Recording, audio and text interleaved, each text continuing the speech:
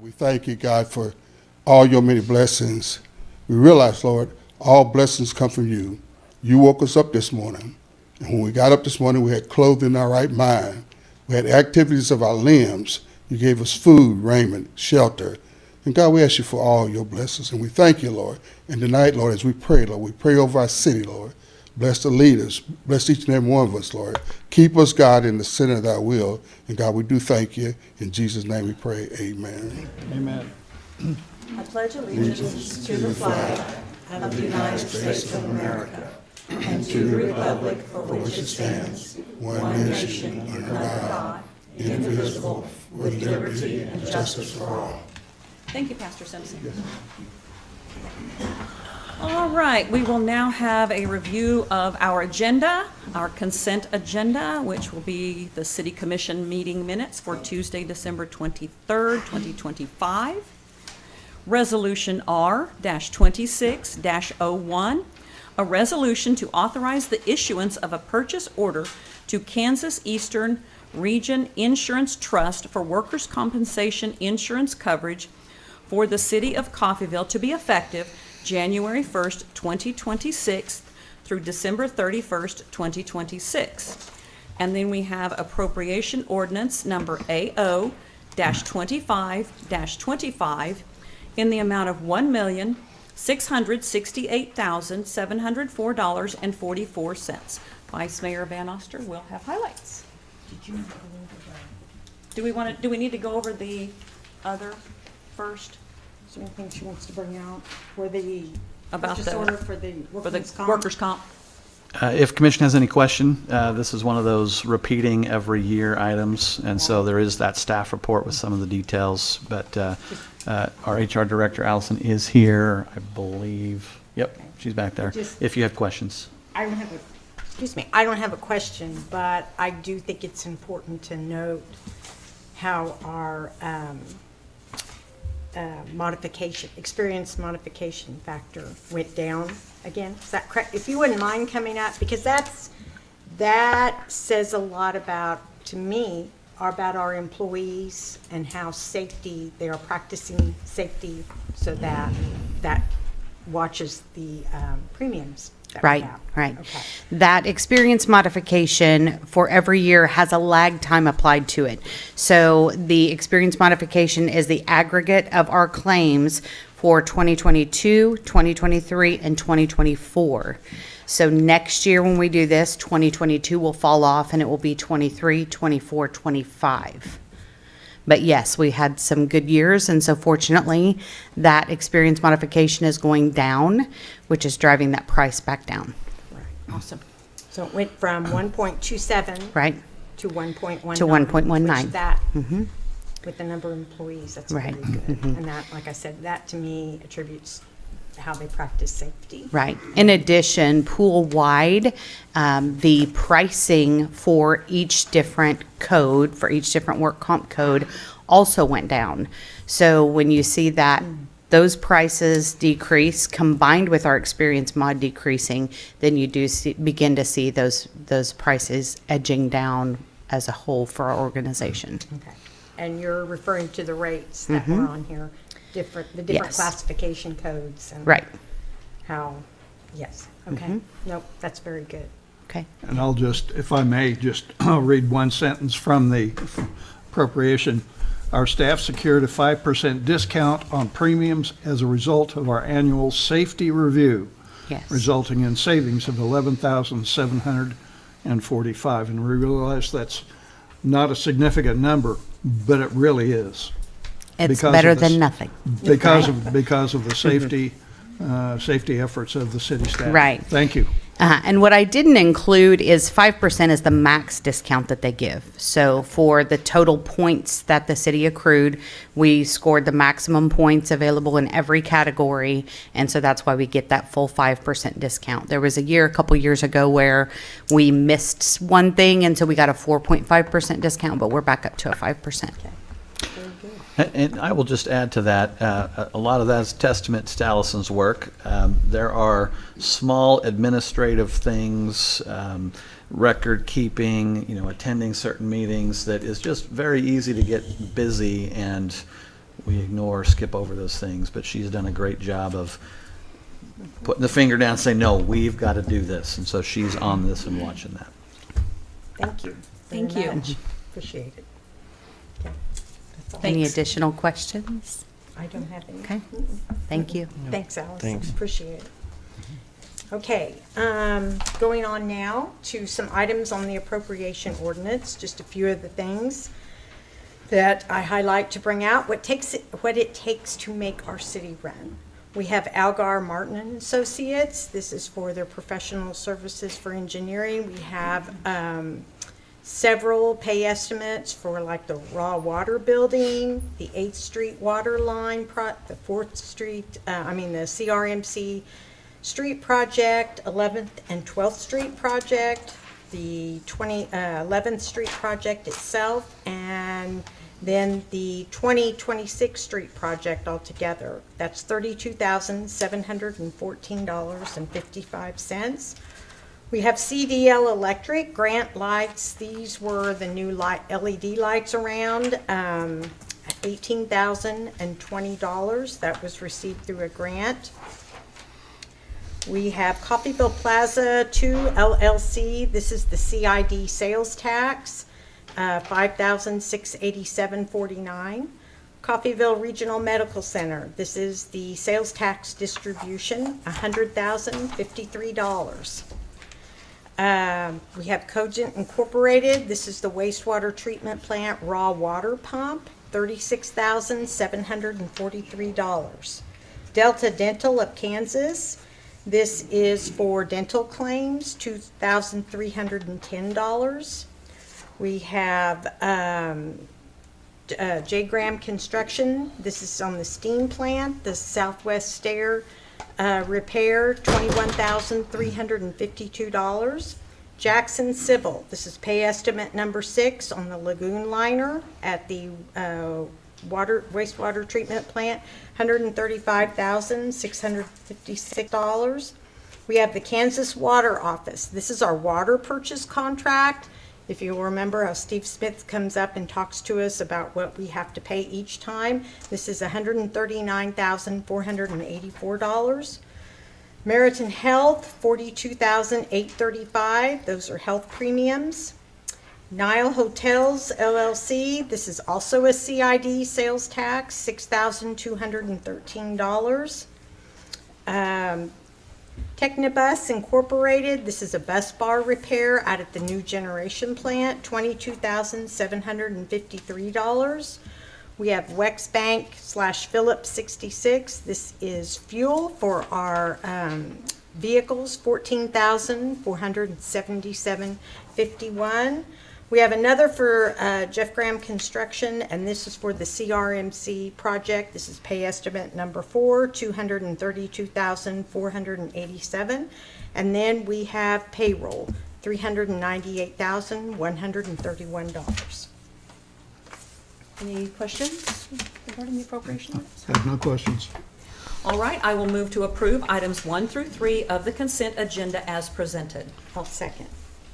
Motion is made by Mayor Maples, seconded by Vice Mayor Van Oster to approve items 1 through 3 of the consent agenda as presented. Vice Mayor Van Oster. Aye. Commissioner Hendricks. Aye. Mayor Maples. Aye. Commissioner Faulkner. Aye. All right, now we have appropriation ordinance number AO-25-25A in the amount of $39.15 to Liebert Brothers, or to Isham's Hardware and Liebert Brothers. And I will make a motion to approve item 4 of the consent agenda as presented. Second. Motion is made by Mayor Maples, seconded by Commissioner Faulkner to approve item 4 of the consent agenda as presented. Commissioner Hendricks. Aye. Mayor Maples. Aye. Commissioner Faulkner. Aye. And Vice Mayor Van Oster. Abstain. All right, we will now move on to comments from the public. Any citizen desiring to address the commission shall be recognized, advance to the podium, state his or her name and address for the record. Comments shall be limited to 3 minutes unless extended by a vote of the majority of the commission. The commission does not hear matters involving litigation or city personnel.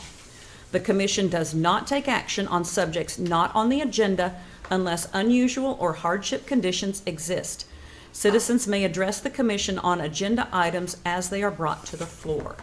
Do we have any comments? Okay, we'll now move on to regular agenda items. We have no public hearings, no old business, commission business. I'm going to come down and present our commissioner with a plaque. Come on. I'd like to present Commissioner Van Oster, Vice Mayor Van Oster with a plaque, to thank her for her service. I'll get over here in a minute. Where do you want us? Right here is fine. That's correct. We stand up, but we'll stand up. Yeah, we can. Okay, I was like, oh, you're sorry. Okay, 1, 2, 3. Got it. Thank you so much.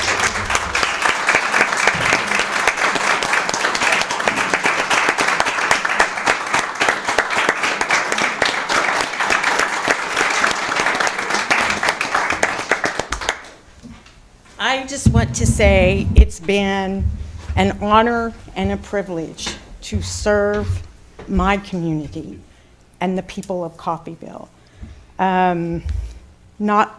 Sometimes things aren't always good, but most of the time they're great. Right now, there's a lot of good things going on, and I almost hate to leave, but it's well worth it. And I always encourage people to participate, because this is your community. It's work. It's not just the second and fourth Tuesday of every month. It's your packet comes on Friday. You look over the agenda real quick. You pick Saturday or Sunday to go through everything so that on Monday you can contact City Hall with any questions you have, and then you review it again before the meeting.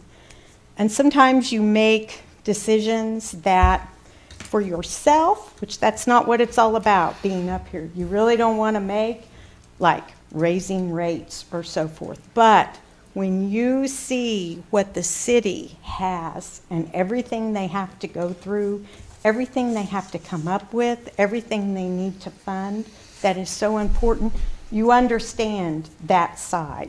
So as a citizen, you say, yes, I'm willing to make these, I'm willing to have my rates go up or whatever it is, because I want my town to be better. And I think we've really done a good job, and I've enjoyed everybody that I've worked with, past and present. And I can never thank this community enough for my families, both sides, to be here for 116 years is a blessing to me and an honor. And I love this. This is wonderful. And I will always remember my time here and all the joy that I had. So I thank you all very much for what you've done. Thank you.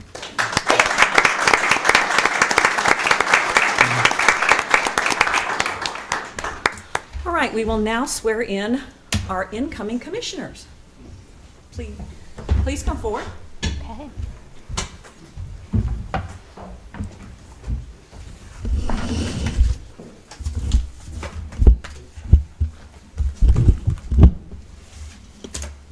Okay, we will start Mr. Gordon. Okay. Yep, we're going to do right here so we can speak into the microphone. And right-handed Bible, go ahead and raise your left hand. You're just going to repeat after me. I do solemnly swear I do solemnly swear that I will support the Constitution of the United States, that I will support the Constitution of the United States, the Constitution of the State of Kansas, the Constitution of the State of Kansas, and faithfully discharge the duties of the Coffeyville City Commission. and faithfully discharge the duties of the Coffeyville Commission. So help me God. So help me God. Congratulations. Thank you. Appreciate it.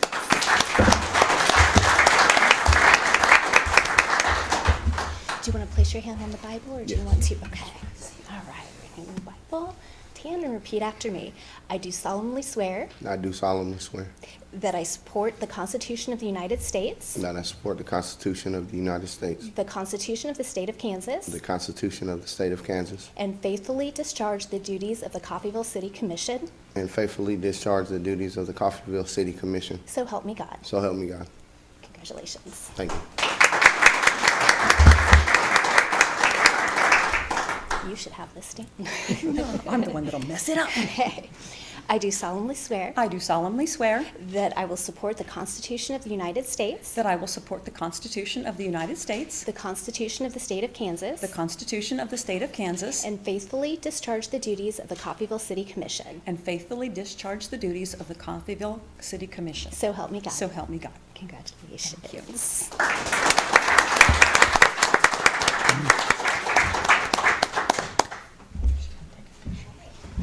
So at this time, Mr. Kendall, Commissioner Kendall, I gotta grab my phone real fast. okay, come on up and sit down. Thank you. Thank you, Jim. Yeah, we'll shuffle in a Thank you minute. for everything.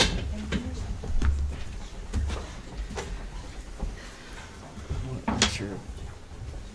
One for each iPad. Yeah. We can wait.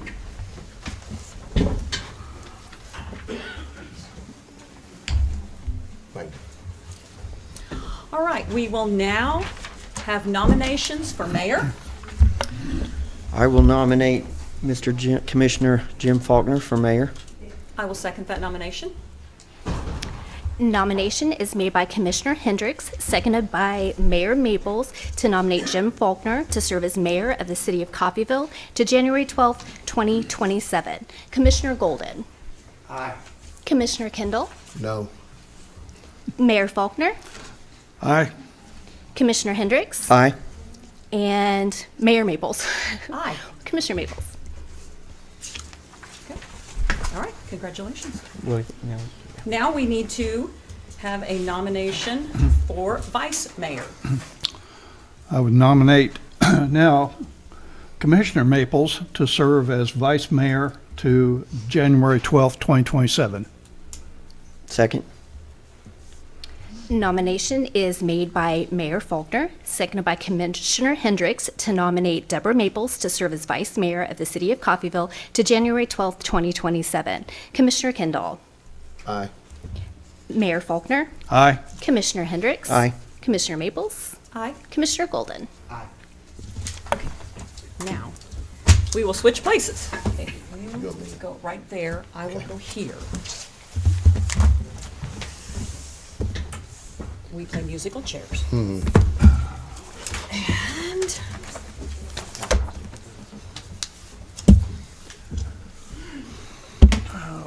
All right.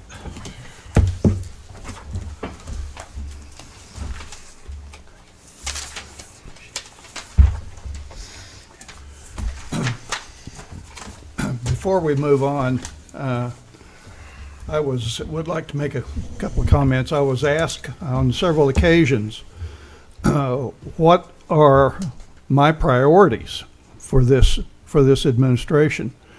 Well, they're essentially the same priorities that have been listed and voiced by the citizens of Coffeyville for the last 2 decades in every survey that we've done. The big four, first of all, get rid of the blight around town. Get rid of the old dilapidated structures, and which will then provide an opportunity for individuals or contractors to create new housing, and which will improve our housing stock. Excuse me. Number 2,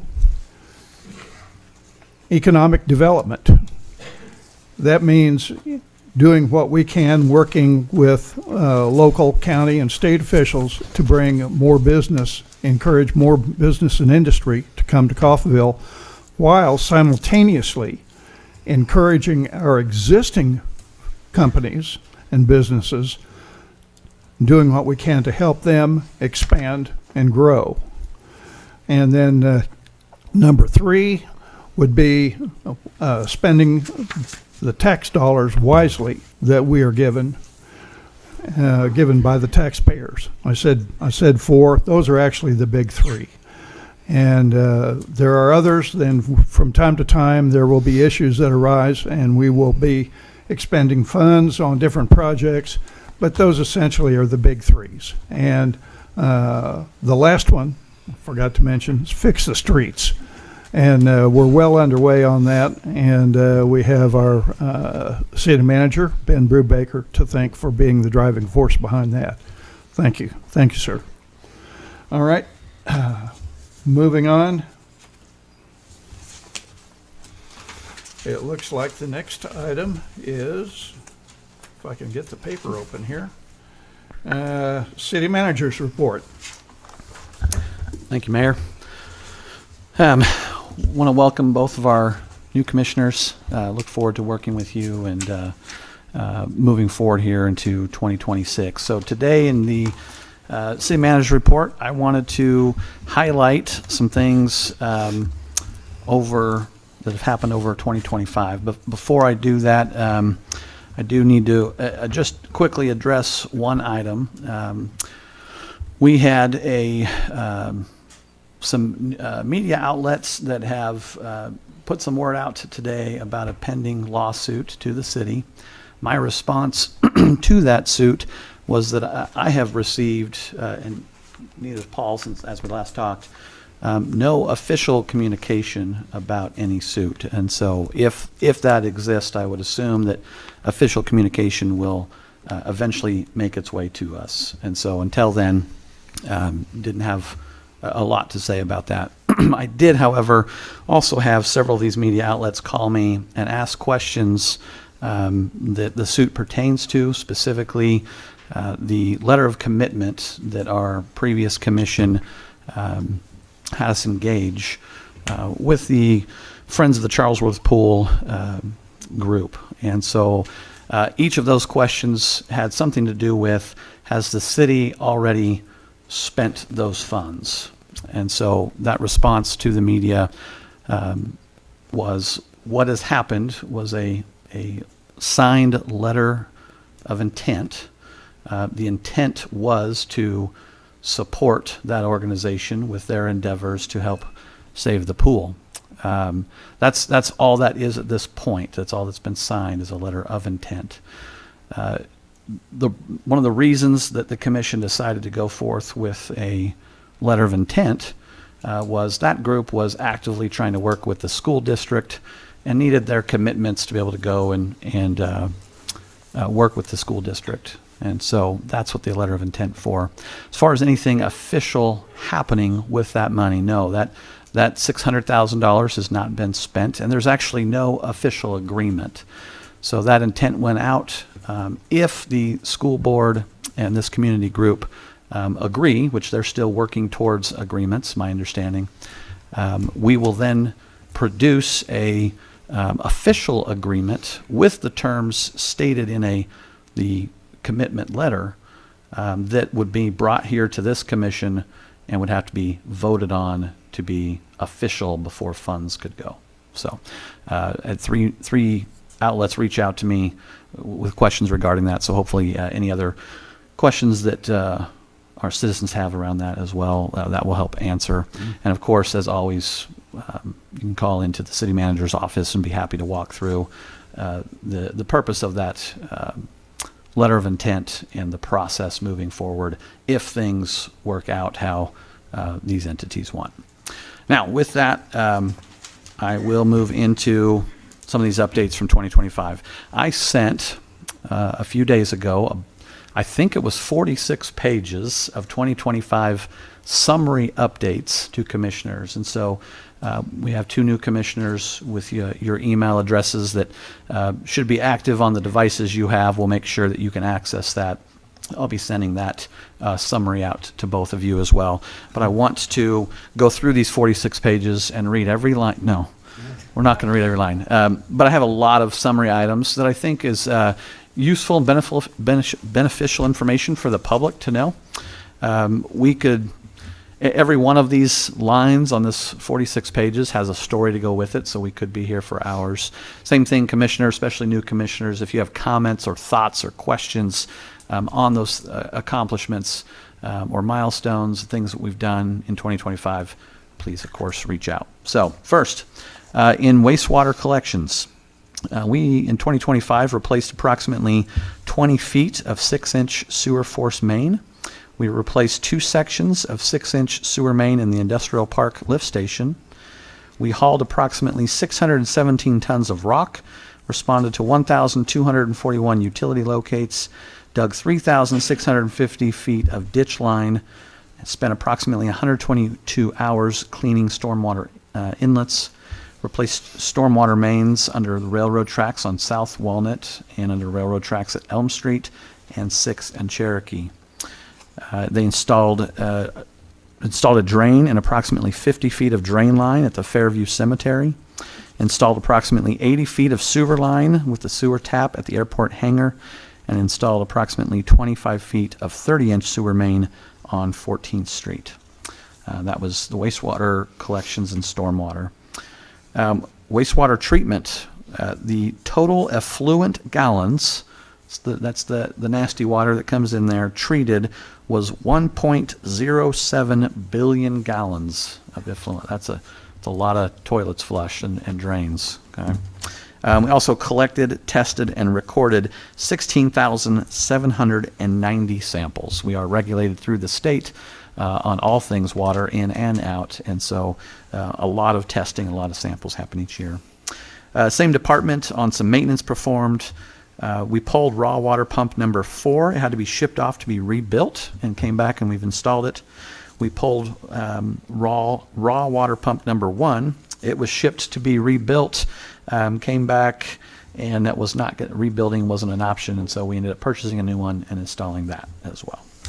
And of course, new commissioners, as you hear these things, the majority of these items were things that were brought to commission and things that you'll have a say on in your terms here as well as we act. For public service, street reconstruction, we've reconstructed 39 blocks in 2025. There are a number of streets that are still being worked around. The hospital, you'll notice, in the coming months, that will get complete as well. Also, asphalt rejuvenator and preservation project. We had 32 blocks of streets that received that rejuvenator and preservation. Leaf pickup was new this year. Commission purchased, actually I think we purchased the leaf vacuum in 24. It came in 25. We had 28 dump loads of leaves. That's 406 cubic feet of mulched leaf removal from citizens' yards. Also, street sweeper. We had a new street sweeper in 2025. We had 518 loads dumped. That's 2,073 cubic yards of debris and about 4,000 lane miles swept in the city in 2025. As far as asphalt patching, we used 357 tons or 8,343 lane feet or 1.58 lane miles of residential street patched. Our water department, lots of items on there, hitting a few. We had 117 main leaks, 53 service repairs, 131 meter installs, 1,494 locates. And back to testing water, laboratory testing, we had 42,094 laboratory tests conducted. We all, I think, take for granted turning that faucet on and be able to just drink out of that faucet or get a cup. That water is, again, state regulations and mandated and just constant tests. Those tests represent daily, weekly, monthly, quarterly, and annual tests that happen in a year. $340,000 spent on water treatment chemicals in 2025. Our department at the airport, we sold 48,000 gallons of jet fuel and 13,000 of AV gas. At golf, we had 13,899 rounds of golf played in 2025. And our pro shop got a new POS system. Aquatic Center also got a new POS system. We're excited for both those systems. We have a lot of data now on the food that's sold, the concessions there, the different items that a big part of what we've been trying to do is make sure we have data so that commission and staff can make the decisions appropriately based on actual data. Also in the Parks Department, we mow 620 acres in the city. That represented about 4,800 hours of mowing in 2025. There are 22,000 headstones, and so the quantity of headstones that were weed eated was 440,000 different times we weed eated. There's a fun one, weed eater string used, 19,950 feet. A bunch there. Sycamore Walking Trail was built. Of course, Sycamore Park was completed the year before. And we restored the Sunken Garden Fountain. If folks haven't gone out and seen that yet, that's quite a delight from the history of Coffeyville. It's up by Feaster Park. Facilities was a brand new department. We started a work order system for facility requests citywide. They completed 224 work orders since April when we started that project. And a lot of other work our facilities department is doing. Community development grants, we submitted 45 grant applications. We were awarded 17 of those grants for just under $2 million. Now, that is a fairly significant decrease from the year before. We had a lot of grants come in, but with changes in the federal government, there was a lot of pressure on those grants to stop and be reevaluating. So we're hopeful this next year we'll see an uptick in those grants that we receive. Code enforcement, our demolitions. The city conducted 13 contracted demolitions throughout town. We conducted around 115 contracted lot cleanups. And we mowed about 1,800 lots due to property owners not taking care of that grass. Now, we've talked a lot about changes that we're bringing to that program, trying to focus on a metric of getting people to do that versus just the city paying for that. Our budget in that particular department is significantly lower this next year, but we have a lot of things in place. You'll be probably getting a work session in March to talk about those changes and how they're going in that department. Clerk's office, some fun items in there as well. Ron Stevenson building was rented out 45 times. Oakcrest Rentals 20 times. We had 21 special event permits. 4 were parades, 2 were block parties, and 15 formal open records requests and multiple email records requests. 13 livestock in city limits licenses were granted. 145 resolutions the commission did, 11 G ordinances, and 8 S ordinances. Moving on to fire department, and we're almost there. I know, lots of data. It's probably going in one ear and out the other, but it's good information. Fire department, we placed our Spartan pumper into service, replacing our 1997 pumper, and placed a 2010 100-foot aerial into service, replacing our 1996 75-foot aerial. We secured approximately $25,000 in grant funding for water rescue and firefighting equipment, and responded to over 1,525 emergency calls. Police department responded to 23,546 calls for service, conducted 3,641 traffic stops, investigated 102 non-injury and 21 injury accidents. Municipal court cases were 2,378. Dispatch received 62,717 telephone calls answered. Police department trainings, a lot of trainings in there. Our folks are constantly working on trainings and keeping their skills honed in. 3 additional dispatchers were added to the 911 center in 2025. Utility highlights in 2025. New online accounts were 484. New account setups, 812. Web payments, an increase of over $1 million. We've been really focusing on getting things online and sort of bringing up some of our technology there. So that $3.4 million in web payments was an increase of about 1.1 million. And then there's a text-to-pay option that opened up in 2025, and we received about 81,000 in payments through that text-to-pay.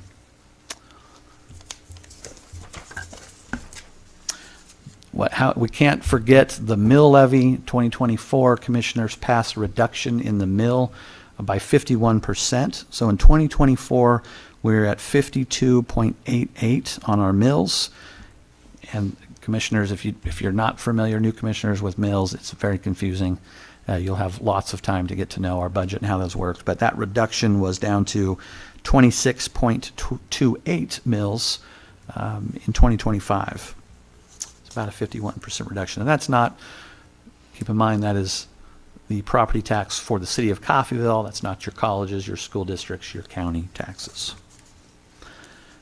Commission entered into agreed for the staff to enter into a agreement with Edmunds GovTech. That will be replacing our accounting and utility billing software and a lot of other ancillary products that we'll do. It's about an 18-month rollout. We've started to receive some of those dates. By the end of the year into the beginning of next year, that will start getting complete, and we'll start seeing different level of reporting and look forward to the reporting that commissioners will have access to, especially around the budget season.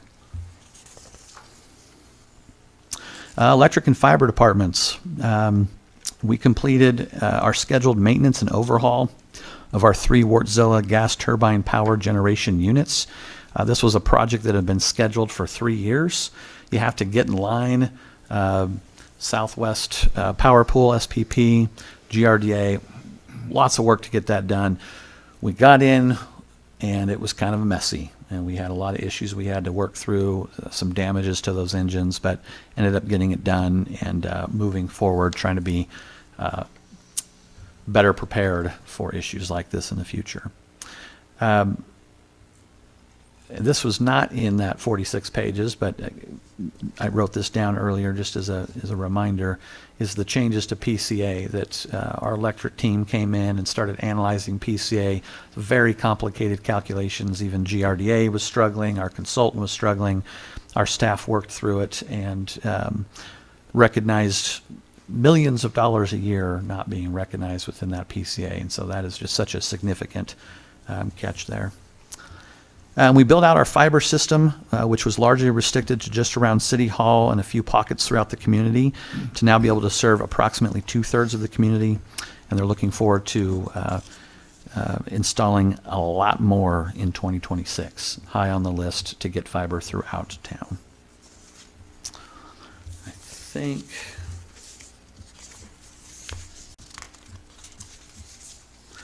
think that's all I have for you for 2025 updates. Well, that's the departments. Let me give you my quick spiel on updates. First, I want to thank all of our employees. So I've been here about 18 months now, and they have had to take a lot of change in. Ben's come in with a lot of ideas that I got from the commission through the hiring process. And our teams have just stood up to the plate and been delivering over and over again. Of course, we always have challenges, and we can always deliver better for our community.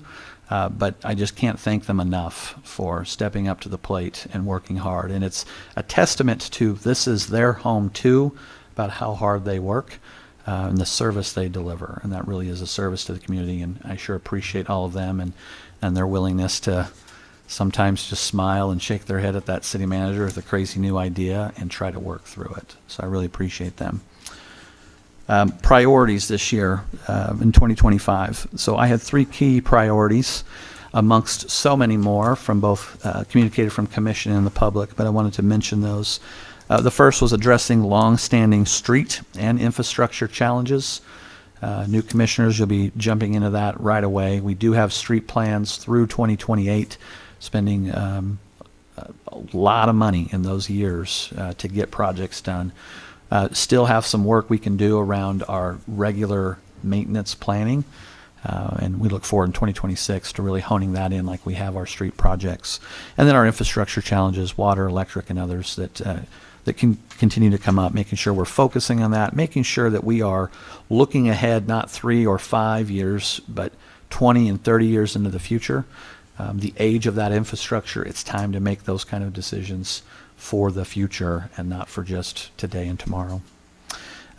Driving intentional culture change. This includes improving city communications, strengthening relationships and partnerships, and investing in employees, their development, leadership, management, their care, their safety. Really, for me, this is about building an organization where employees feel empowered to do good work. We are going through our HPO, High Performing Organization, with KU. They're actually coming down on the 15th to meet with a lot of employees. Commissioners will get a chance, schedules permitting, to meet with them as well as we talk about vision and values for the city as we continue to trying to hone in and drive this intentional culture change. And the last one was increasing the city's ability to deliver services effectively and efficiently while responsibly managing our finances. Again, I think that's that effectively and efficiency. We've seen a lot of decisions that had been made in the past based on a 1 or 2 year or short-term periods, and we're intentionally about putting things into place to consider the long term as well, making sure that staff understands the ordinances that have been passed in the future, that we're applying those effectively, that we bring that with compassion. There are a lot of hard decisions. I've asked myself on several occasions who in their right mind wants to work at a city. They're difficult problems that we have to work through, and usually there's not a right answer, or there's multiple parties that feel that their answer is right. And so that's the complexities of running local government that many of you are aware of, and the others are getting ready to experience, and we're looking forward to walking that path with you. I think, Mr. Mayor, that's all I have for my city manager report. All right. Thank you. Does anyone have any questions on the report? No, I have not so much a question as a request. You sort of touched on it, but as we are now we'll be entering the new cycle for the downtown renovation and improvement grants.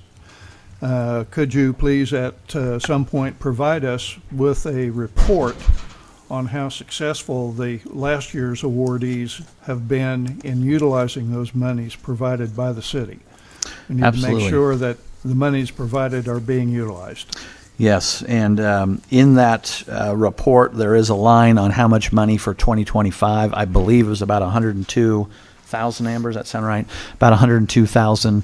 And Amber, how many projects are completed for 25 of that 102,000? All but one.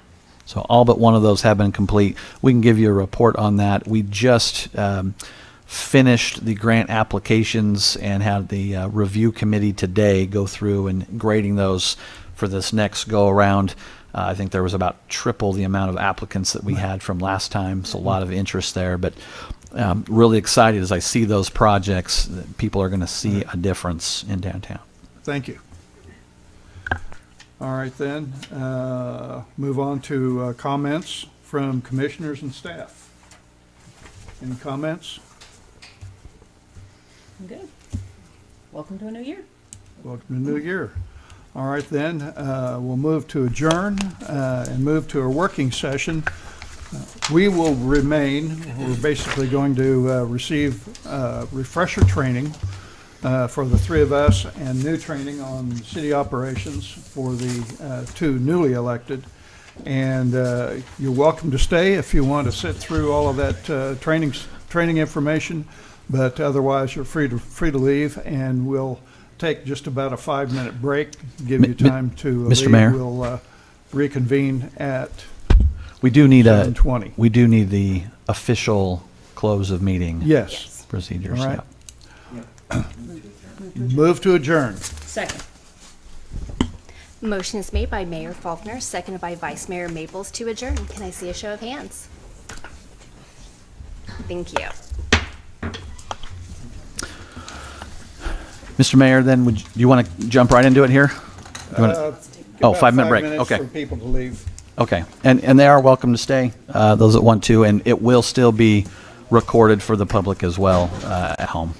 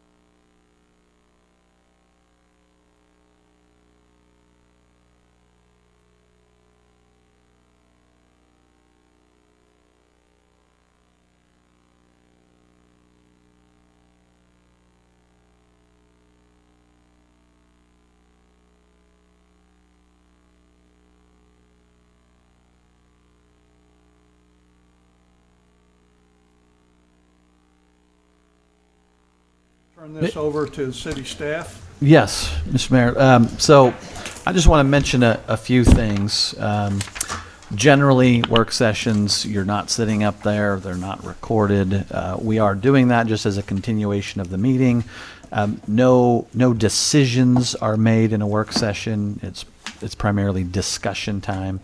And so as part of the orientation today, of course, our three commissioners here in the middle have heard all of this, but ultimately I think it's good information to share. So what's going to happen here is, if you have the agenda in front of you, our city attorney, Paul Kreitz, will go first. I will kind of introduce our different department overviews right after that.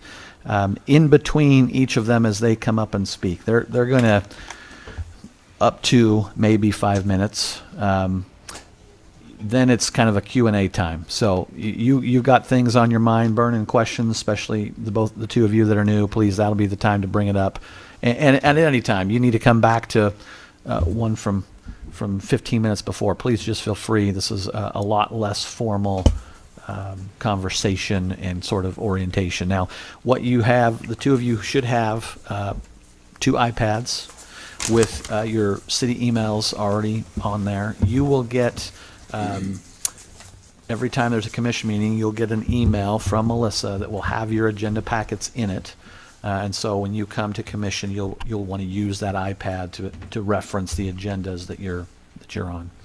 You also have, the two of you have, should have a book. Hopefully you've gotten that. There's a book on public power. There's a presentation from GRDA that talks about Coffeyville and our relationship with GRDA.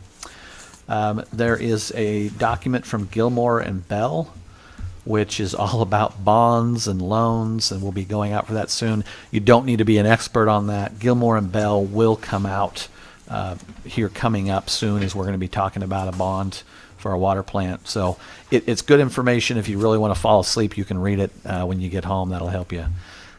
You also have a packet of some of the items that Paul's going to go over, several pages on just overview. That he's going to review KSAs. The two of you also have a book from the League of Kansas Municipalities. After this meeting, we'll be putting your names in at the League. They do have events for commissioners and things that are usually up in the Wichita or Kansas area that we can coordinate if you ever wanted to go out and meet new commissioners and learn from what the League says as well. A lot of those resources will also just be online and free and available to you. Anything else we handed to them that I'm missing? There's a big stack of stuff in finance. Yeah, big step of finance as well. And Marty will address some of it. Budget conversations will be coming very quick, and you'll get immersed in that as well. So with that, Mr. Mayor, I'm ready to kick it off here with Paul. Thank you, commissioners. I've been the city attorney, excuse me, since 1996, believe it or not. It's been 30 years. Sobering to think about that. And this is the first time I've had the opportunity to address the commission in this manner, and I appreciate the opportunity. So I've been asked to provide some comments about the legal aspects of the city government. This is going to be a broad overview. It's going to be pretty repetitive of the information that Ben has provided to you in the handout called Municipal Government Handbook. So look at that in your time, in your spare time, and obviously you can contact me if you have any questions. Kansas statutes provide that whenever it shall have been duly ascertained by any census of enumeration taken under the law of the United States or the state of Kansas, or by any city, that any city has attained a population of more than 15,000, such fact shall thereupon by the governing body of such city be certified to the governor of the state, who shall thereupon by public proclamation declare such city to be a city of the first class.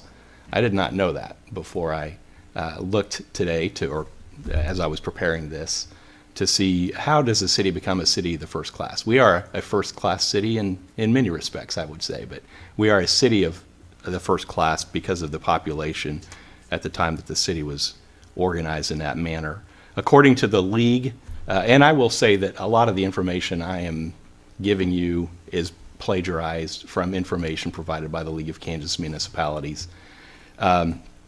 According to the League, most cities of the first class operate under the commission manager form of government, or the council manager form of government. Coffeyville is, of course, no exception.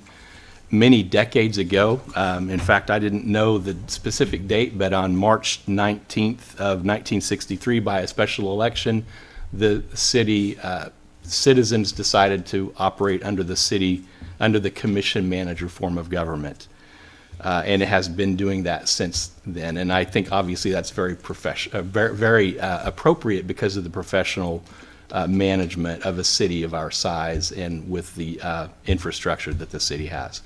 The city manager is the chief executive and administrative officer of the city. The manager's role is professional, it's non-political, and it's focused on running the city's daily operations. The manager handles the day-to-day administration of the city. That's what state law says. That's what our ordinances say, including the supervision of staff and implementation of the commission's policies. The city manager oversees all city departments. He strives to ensure that the city services are delivered efficiently and effectively. He has the authority to supervise and discipline or even dismiss department heads and employees. The city manager oversees the city's financial management, advises the city commission, provides professional analysis, data, and recommendations on policy issues, and is charged with the responsibility of enforcing laws, contracts, and regulations relating to the city. Since we have a city manager form of government, the mayor's duties are predominantly ceremonial. The mayor presides at meetings of the city commission. The mayor often represents the city at public events and meetings. The mayor often is the symbolic head of the city, speaking on behalf of the community. The mayor will have a hand in setting policy goals and priorities. The mayor will help in providing direction and oversight to the city manager.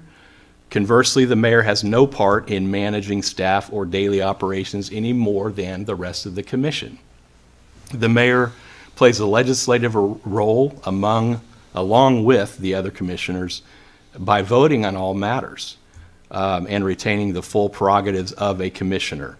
In short, the mayor in a commission manager system is first among equals on the city commission, providing leadership, visibility, and policy guidance while professional administration is left to the city manager. So, what is your job as a city commissioner? In a commission manager form of government, the city commission is the governing body and the policy-making body of the city. You represent the citizens and provide direction to the city manager. There's a chart over there that kind of represents that. You represent the citizens, provide direction to the manager. You adopt ordinances and resolutions and policies that govern the city, and you set the city's long-term goals and priorities. You have the oversight and provide general direction to the city manager, but you do not you do this as a body, not as individual commissioners.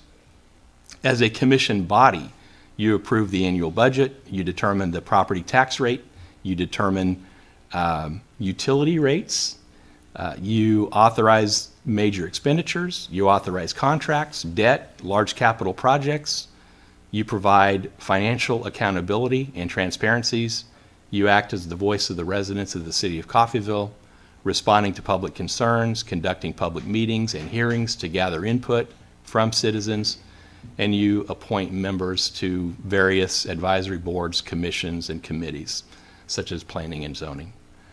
The city commission's authority flows through the commission as a body.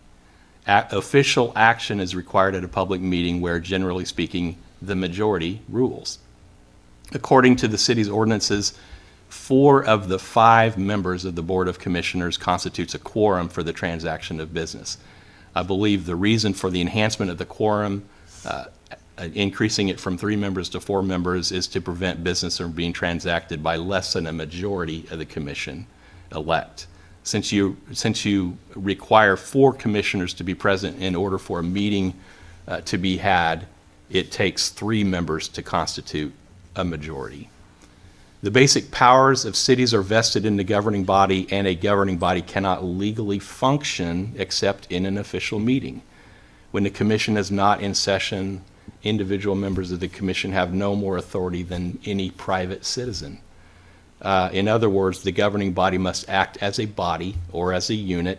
Members of the governing body must assemble at a properly convened meeting in order for action to be taken or to become the action of the city.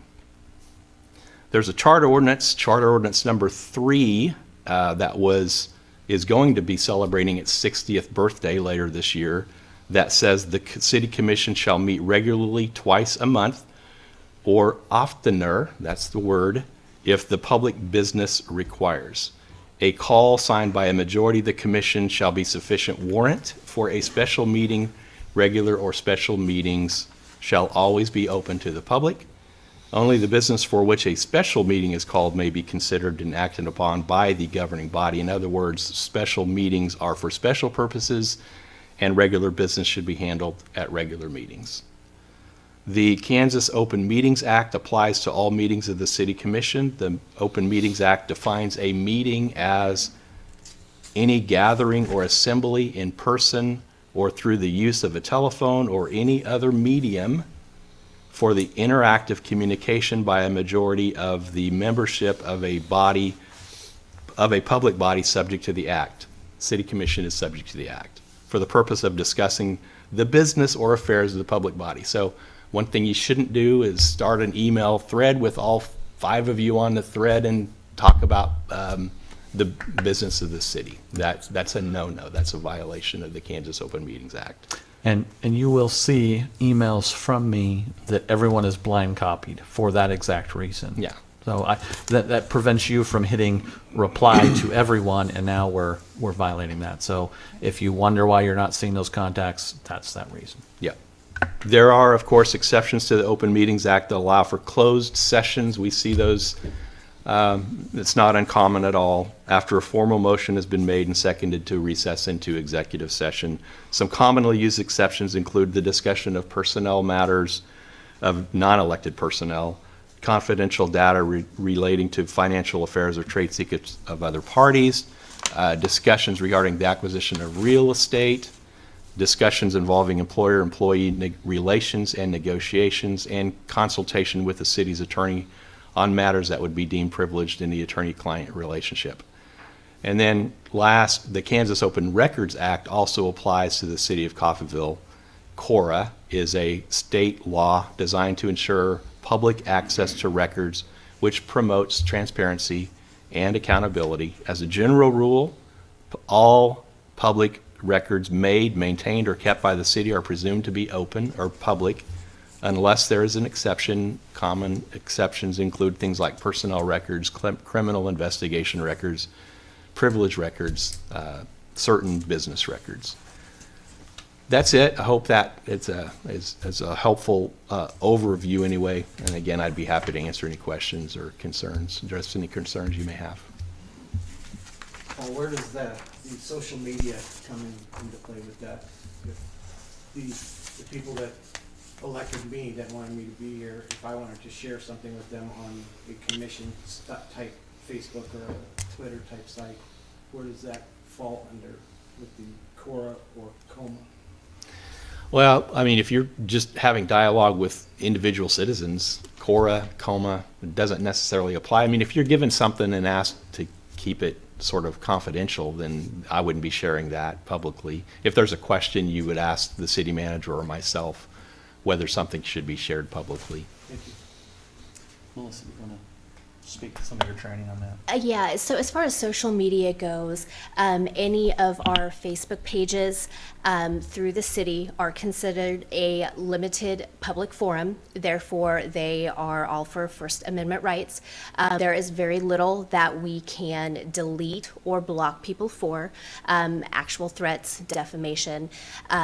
And if any of you do have a Facebook page or social media that announces you as commissioner, and it is a page, you know, not just your personal page, but you have something on there. I think Commissioner Faulkner has had one before. Any of that is subject to CORA. because you are speaking on behalf as a commissioner. Now, if it's on your, your personal Facebook page and somebody asks a question, on it, I would probably not so much answer it on that page, but if you have a page set aside that is for commission business, yes, that is subject to open records. You don't want that, and neither do we have to chase all that down. So I encourage you to visit with Paul and Melissa more on that. It also goes towards, communication devices, isn't that correct? Your mobile phone and communicating with each other, or if you're going to text me, all of that we have to legally provide to anybody that requests that. Yes, that's correct. An example that might be okay to say, we announced in a commission meeting that we're having a volunteer park cleanup. We need volunteers, and you put that on your Facebook page. We announced at the city commission for a volunteer park cleanup. I mean, pretty harmless, not gonna, that's okay. Things like that, especially anything announced here. If you were to announce that on your Facebook page after the fact, especially, there's no harm in that, right? I agree, yeah. Things are discussed publicly here, it could certainly be posted. Yeah. That doesn't mean someone won't try to request it, and we'll have to go down that path, but, yeah. Okay. So, took this board for you, kind of see the high-level org chart here. And this is maybe a little bit comical for some of the staff who like to love whiteboards. I'm always drawing things out, and for some reason I'm just a very visual, so that's why I have this for you today. When I first became city manager, I want to say it was like 32 direct reports. We had, over the years, flattened that organization, and so I brought a little bit more structure to that. And so you'll see some of the administration roles here to the side, and then our operational roles, and some of the, not just departments, but perhaps duties that are underneath them. And you're going to hear each of these folks come up and quickly talk about those different departments. So obviously, those who elected you, City Commission, there's this dotted line to advisory boards. We have 5 of them. That's on your sheet, I think that last page, to look at those different boards. There's different relationships with each of those boards. Some we manage here. In fact, planning and zoning, a little star here, and parks, they both interact with advisory boards just like we are, and they're open to the public, and there are rules behind those boards. And then there's others like recreation, the juvenile, and I think those are the Library. and the library, where it's we don't pick the full board, but we may have members on that board that we can pick. So a variety of ways we interact. Of course, city attorney and municipal judge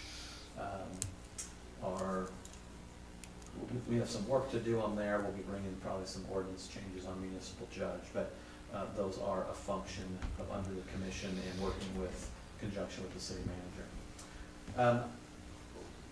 A couple of the things on here, when I got here, we didn't have community development. We had some small departments kind of scattered, and we've been gathering those up and creating one. Recently, we've had facilities and our code and animal, so these dotted lines between those departments, and that actually officially is changing there. These people in the room here, these people are the ones that make me look good. They are really out there, toe to toe with residents, with employees, with issues.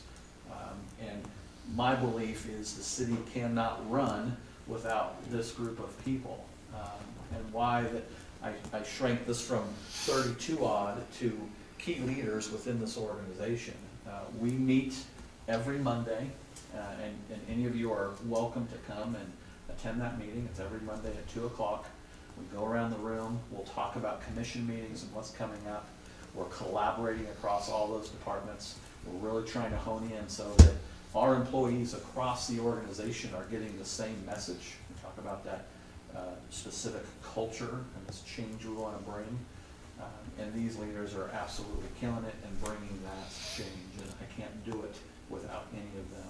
And so, in years past, I noticed that oftentimes the orientation was just a booklet kind of describing those departments, but I wanted them to come this evening and stand up and for you to see their name, see their face, hear their name, and hear some of the things they have to say, and then the opportunity to ask any of those questions. And you'll get, of course, more time in these meetings. Communication between commissioners and employees. So this gets complicated, and that's because all of the employees know that you are the boss's boss, right? And so there's a natural conflict here of them wanting to be careful how they interact with you, knowing that they have bosses and chains that ultimately have that authority from employment over them. And so what I would caution, and probably what will end up happening is, and this happened when I first got here, you know, especially our two new folks, as you start trying to get to know these people, wanting to communicate with them, some of them may go, oh, Ben, should I answer? Should I not answer? What are they asking for? There gets to be a little hesitation in that. And so how we've operated the 18 months I've been here, what I've asked is that you just courtesy copy me on those emails for two reasons. They get busy, so do I. We can then bounce each other, go, hey, did you see that email? Have we responded to that? If it's any particular directive or thing you need, or it's going to change or affect their work, they need to go work on something to provide that. That's where I think a lot of times that hesitation is like, wait a minute, I have a directive over here by my employer, all these different managers up to the city manager to do this, and now I'm hearing something different and this conflict there. So I think just be aware of that. I think the best practice is if we are communicating, and then we are all communicating when we're on that same page. As soon as we start diverting from that, that gets confusion and silos, and we don't want any of that. So it may not be clear at first, right? We're going to add some oil to these gears. We're going to get that kind of stuff smoothed out, but that will be one I'm sure that you have lots of questions for folks. And they're more than willing to answer those questions, like I said, as we start that line of go do this thing for me versus I just have a question can get blurry, and that's where we want to make sure that we're on the same page. So with that, we'll kick off with the order of our list here. All right, I think I am first. So I have served as city clerk since February of 2020.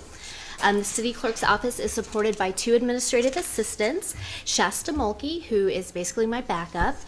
Should I have to miss a meeting, she will step in and take my place. If I'm unable to answer my phone rolls to her. So if you try to call me, don't hesitate to ask Shasta any questions. She is a wonderful help. She is also with the new phone system we put in this year that's based on a menu. She serves as the operator. So a lot of calls coming through the city clerk's office that Shasta then filters out to the appropriate departments. Skylar Hara is the other admin assist in the office, and she handles licensing, permitting, and the admin duties for code enforcement and building official. Also serves as a backup as well for anything people come into the clerk's office for. We provide direct support to you, the City Commission. I compile and publish the agendas and the agenda packets. Once the meeting is over, I process all the documents from resolutions, ordinances, contracts. Sometimes, ordinances need to go to Municode, need to be published on the city website. So depending on what document it is how I process it moving forward. Let's see, I provide proper notification to the media for any meetings, special meetings, work sessions, or any time there could be more than 3 commissioners together in a quorum. Also, we spoke a little bit, go ahead. Which is coming up, chamber dinner. Yes, chamber dinner is coming up, and all the commissioners have been invited to that.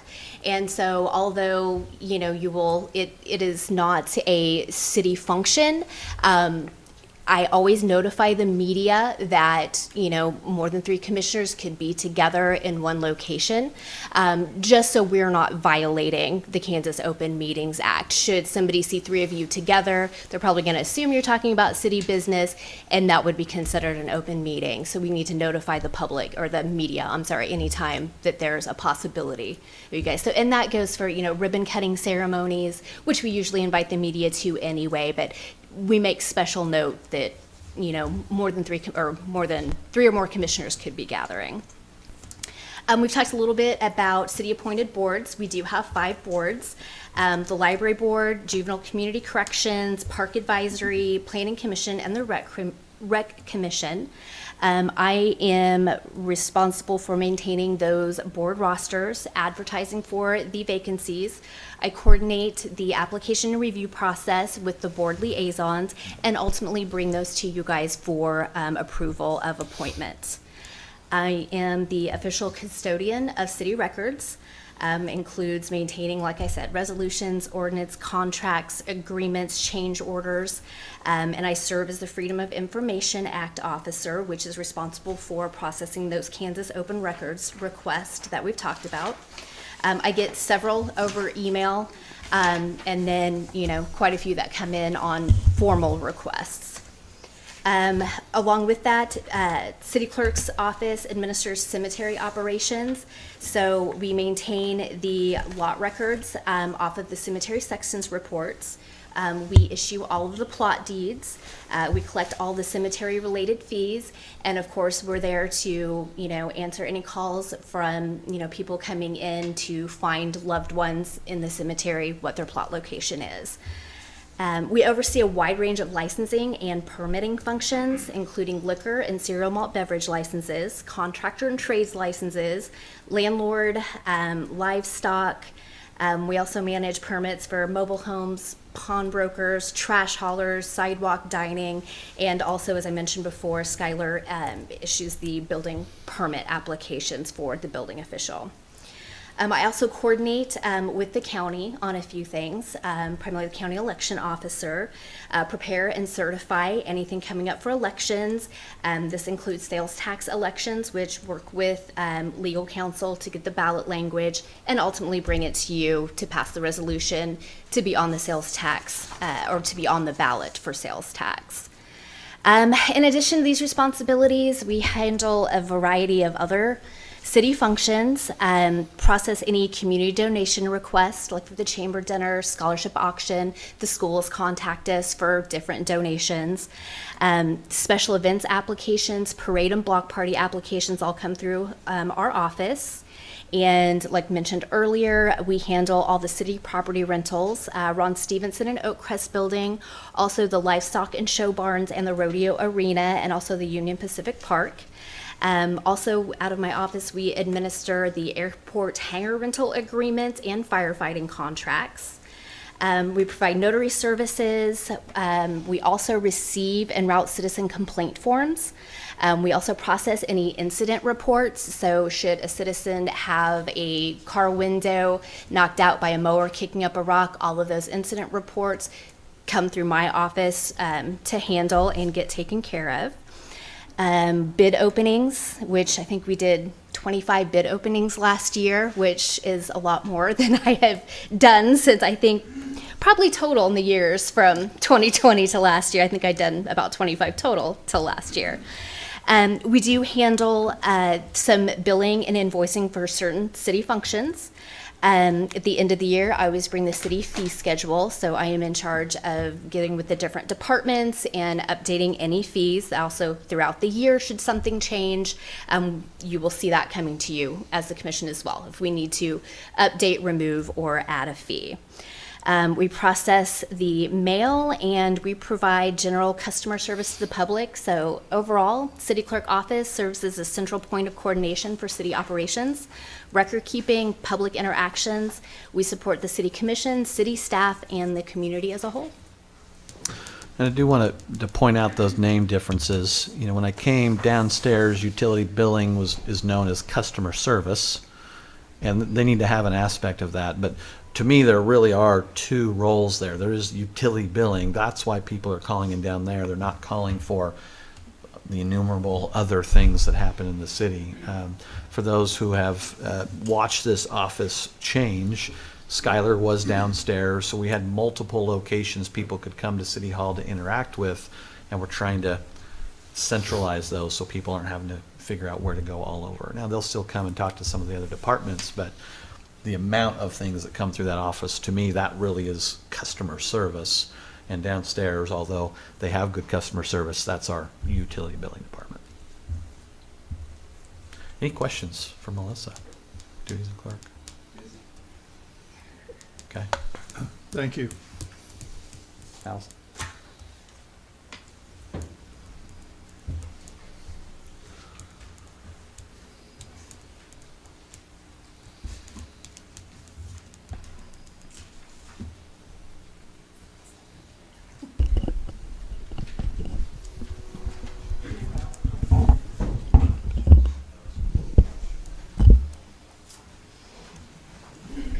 Thank you.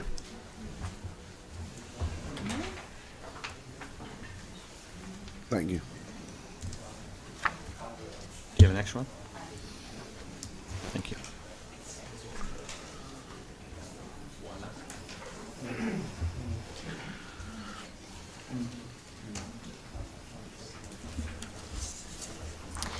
Good evening, Mayor and Commissioners. I'm Allison Pryor. I'm the Director of Human Resources for the city. And so I have, the information I've handed out to you is a little more in-depth than what it is that I'm going to have time to go over. Should you have any questions while I'm here or later on, you have my contact information at the end of the information.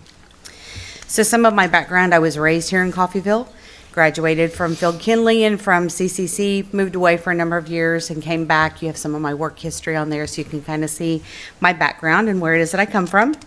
I've been here at the city for 6.5 years. I started as city clerk and then 6 months later was offered the position for Director of Human Resources, and I've served in that capacity since then. Some of the primary functions of Human Resources are listed for you. So my office is responsible for the entire employee life cycle, from recruiting, onboarding, training, upskilling, through the offboarding of the employee.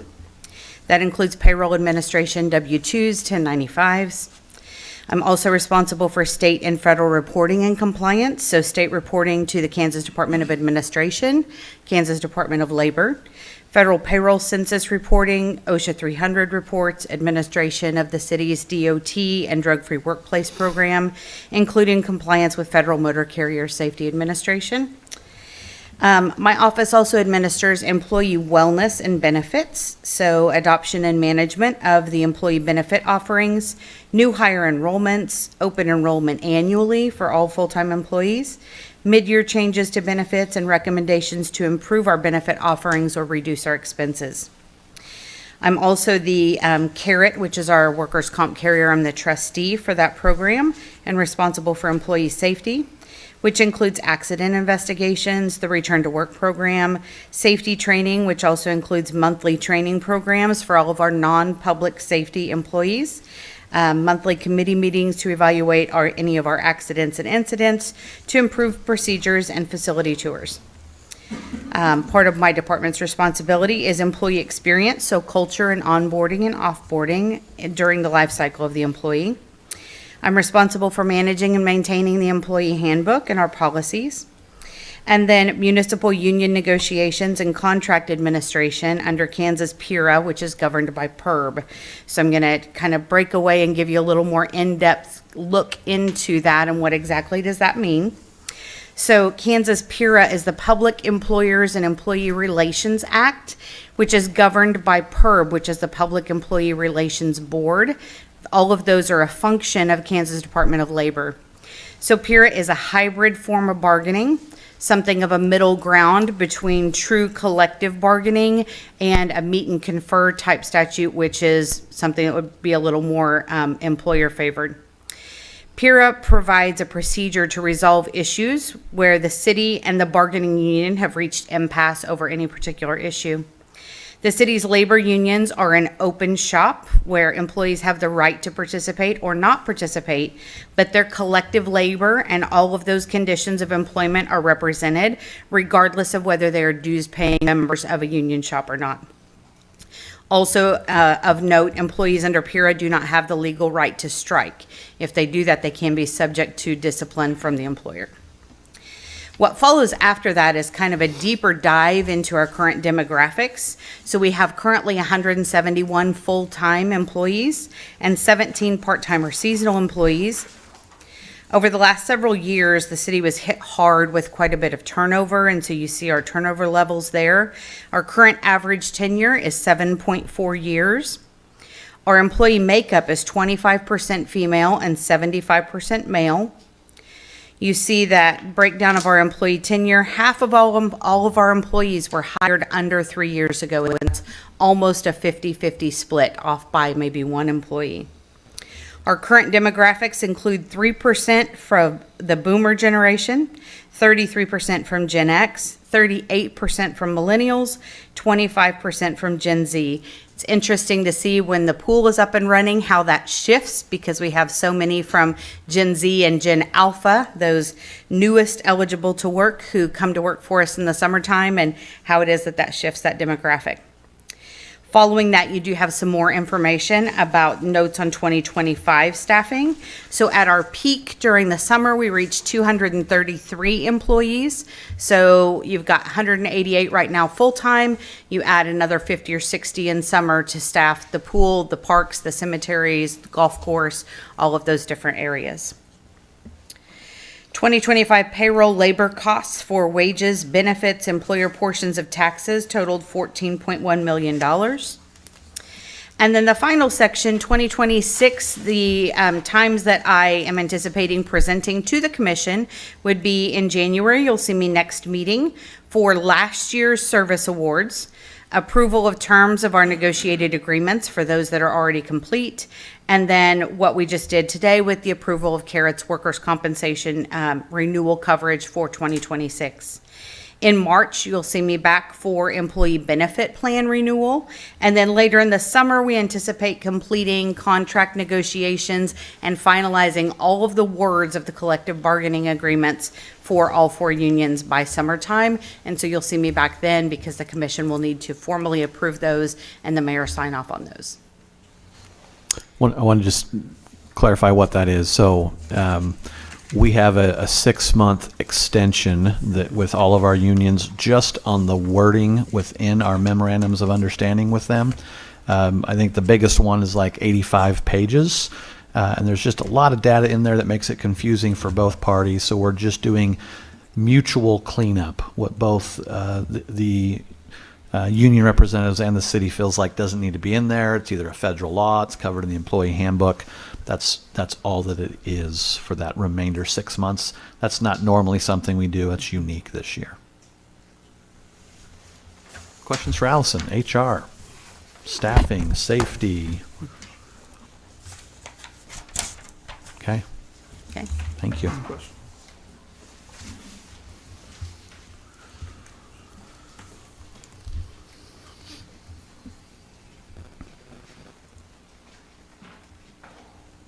Okay, to be fair, since I'm taking pictures of everyone else presenting.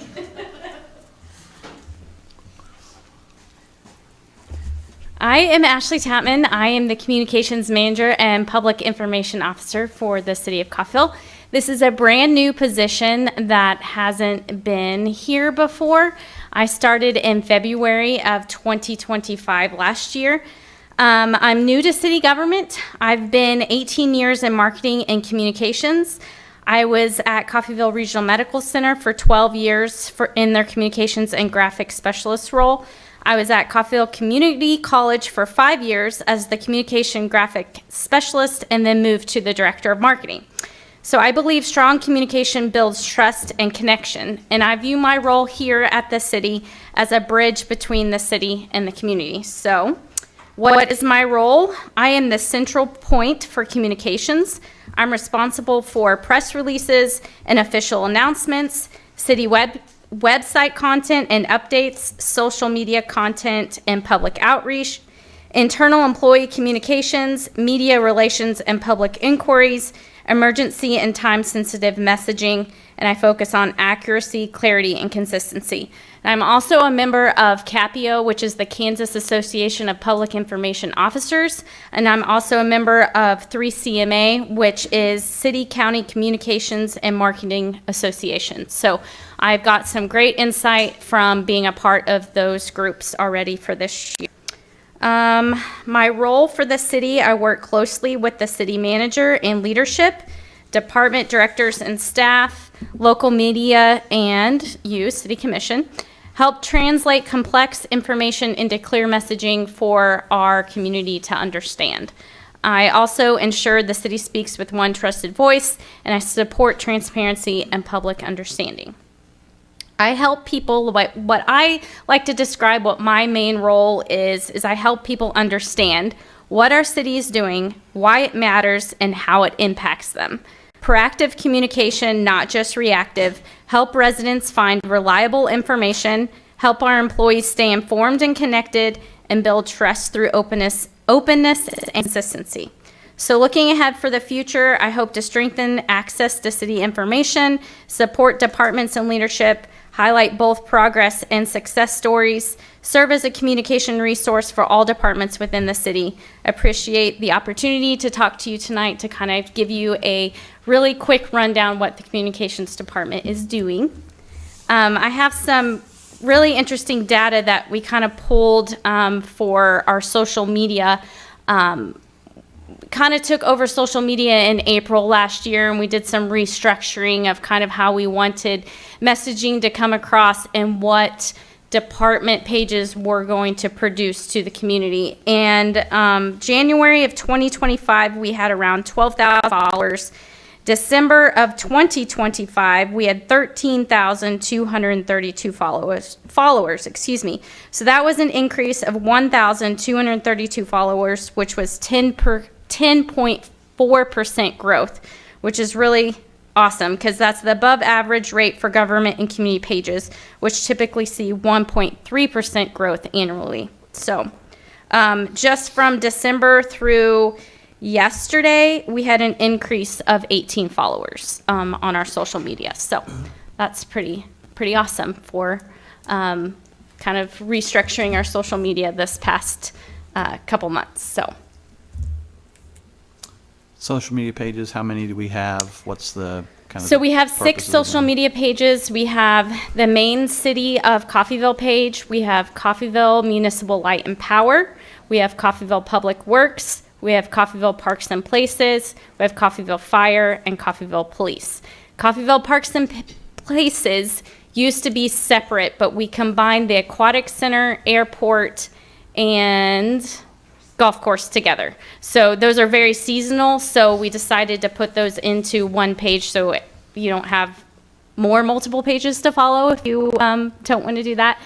And we created a Coffeyville Public Works page. So that's where you'll find the streets, the water, fiber, internet information.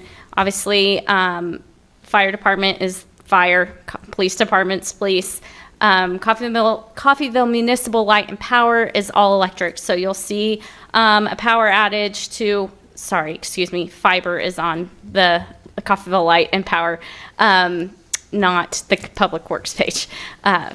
So you'll see all that information about electric on our page, on that page too.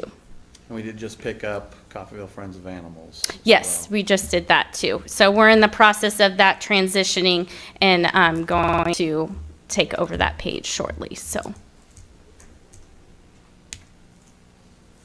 Questions for Ashley? Again, how many followers? as of yesterday, we had 13,232. So there's probably a significant number of those then, probably just rough numbers, 5,000 that are not citizens of Coffeyville, because what's the population of Coffeyville now? I think it's around 8,500. About 8,500. So you've got a following that's beyond our city limits. Mm-hmm. And other pages have different follower amounts also. The mansion or the museum fall under any of that? No.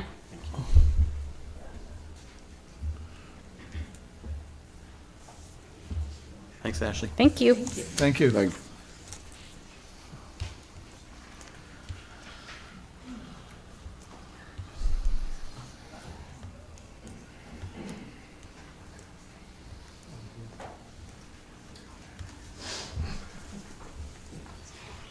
I feel like I'm running the gauntlet coming up here through the crowd. Good evening. Mike O'Connor, Fire Chief. Been with the city since September of 2007. I started right after the flood. I've been in my current role for roughly 16 months. The fire department has 19 full-time staff. That's including myself. Operate with 3 shifts, 6 per shift. We drop to a minimum of 5. So any time of day, every single day of the week, we have at least 5 personnel on duty. They currently switched in July of this last year. They now do a 48, 96-hour shift instead of the traditional 24, 48. So that just means they're on duty for 2 days and they're off for 4. So it was a change for us, but it's something that the guys down there all like and enjoy. So we responded to roughly 1,540 calls. That would be emergency calls, 911 calls that came in that we were dispatched out to. Roughly 60% of those are emergency medical responses where we go and assist, anywhere from cardiac arrest to just a simple fall. So the other 40% fall anywhere from motor vehicle accidents, house fires, grass fires, really you name it. So a very all-encompassing type of hazard response. So we are one of 9 regional hazmat teams throughout the state of Kansas. We cover a 12-county response area that would be our primary area, but if there was a large event that were to happen, we would go and assist with other resources. One of them that's coming up that we'll send personnel up to assist with is the World Cup that's coming up in, I believe, the springtime in the Kansas City area. So we'll help supplement some other hazmat entities that'll be up there. And again, that's all money that we're basically paid back for our expenses and time. We still don't know all the details to it, but that's coming down the pipe. And then if there were a large-scale event somewhere else throughout the state of Kansas, a tornado response, a major natural disaster, we'd also send folks. So we also have 8 of our 19 are on the Kansas Task Force 4, which is a similar concept, but it's more of a technical rescue. If there was some type of trench rescue or rope rescue, large-scale flooding event, we would again send resources with that. So, and that's a Southeast Kansas area response too that would be combined with that. So, as far as our local response, we have what's called automatic aid and also mutual aid that are very similar, just a little bit different in how they operate. And with that, that just means if we have a working fire in the city limits, we have volunteer departments that come in and assist us, and we provide that same response to them if there was a house fire in their area. So for instance, South Coffeyville, Oklahoma, and the Deering Fire Department, we have automatic aid with them, whereas the other county departments, we just have mutual aid. Biggest difference is with the automatic aid, it's automatically happening without anybody having to say, can we have Coffeyville or vice versa. The dispatcher knows that. If it's in that area, they automatically hit the button and it sends all of us all at one time. So it just gets a better response. That helps out us with our ISO rating, which is a rating that I came when I first became chief back in September of 24. We had just received our evaluation. We are ISO class 3. That's out of, they basically number you 1 through 10. There's a lot of factors that play into that, with 1 being the best that you could achieve. To put that in perspective, out of roughly 27,000 fire departments in the United States, we fall right in between the 15 to 20 percentile for that. So and that all attributes to staffing, training, apparatus, water supply, dispatching capabilities. So a lot falls into that. Some of it's out of our control. So we always want to try to get better, but it'll be they say the hardest step is to go from that 3 to that 2. So, but we're always working towards it. So we're currently fully staffed. So we've got a couple couple of our newer folks who you may see a fire truck out by the elementary school on Mondays and Tuesday nights. They're currently taking their EMT class. So I have that from 4 to 10 o'clock. So Clerk's report had fire contract. Can you kind of speak to what a fire yeah, contract so we have fire contracts with folks that live outside of the corporate city limits of Coffeyville. I believe it says they have to be within, is it 7 miles? A 7-mile radius of City Hall. So if they live out in the county, they can sign up for a fire contract. They go through Melissa's office for that. I think it's roughly, don't quote me on it, but it's $200 or $300 a year, I believe. It's $200 for residential and $350 for commercial. And then there's an expense with that, I believe, with commercials. Is it still in there if it's for every hour that we're there? Yeah, there's Okay. different expenses So, for whatever you have to use. But that just gets, if you live in the county and that's something that somebody was interested in, that's something that's renewed every year. And what it does is if they were to have a fire at their house, the dispatcher would automatically know, hey, they have a fire contract. Instead of dispatching Tyro or Deering or whatever department would be going to that one, they would automatically send us. So it just gets resources there a little bit faster. So, and the big thing with that is just, whereas your volunteer departments, they may be at work or not available, and with us, we have people there 24/7. So we do emergency planning. Mike's over that as well. We put in what was that called? emergency operations plan for the city. Yeah. So been tasked me with that last year, basically updating our emergency operations plan. It hadn't been updated, I think, in roughly 3 or 4 years. So we went through and updated contacts and numbers and planning responsibilities for each different sector of the city. It could be used for a flooding event, or it could be something as simple as a windstorm that comes through in the spring. So Essentially, it's fascinating as you go through that, but if we had some type of big event, we would create a command center where you're going to see this leadership. Mr. Mayor, from a communication standpoint, would come in and help us communicate to the public, but we're going to be running everything together and coordinating. It's beyond just our agencies at that point. It gets into county and state and other resources. So we kept ours fairly small. And when I say small, it's still probably a 50 or 60 page document.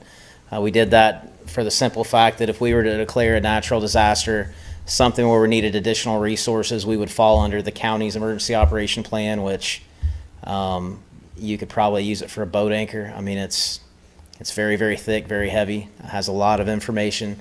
So we kept ours, like I said, at that smaller level. That way it was easy to go through, you could find what you needed, and then with the understanding that if it got big enough, we would fall under their plan anyway. So it's a ever-evolving, ever-changing document. So what I mean by that is there's just, you're constantly adding names, numbers, different resources to it every year. So be happy to answer any questions.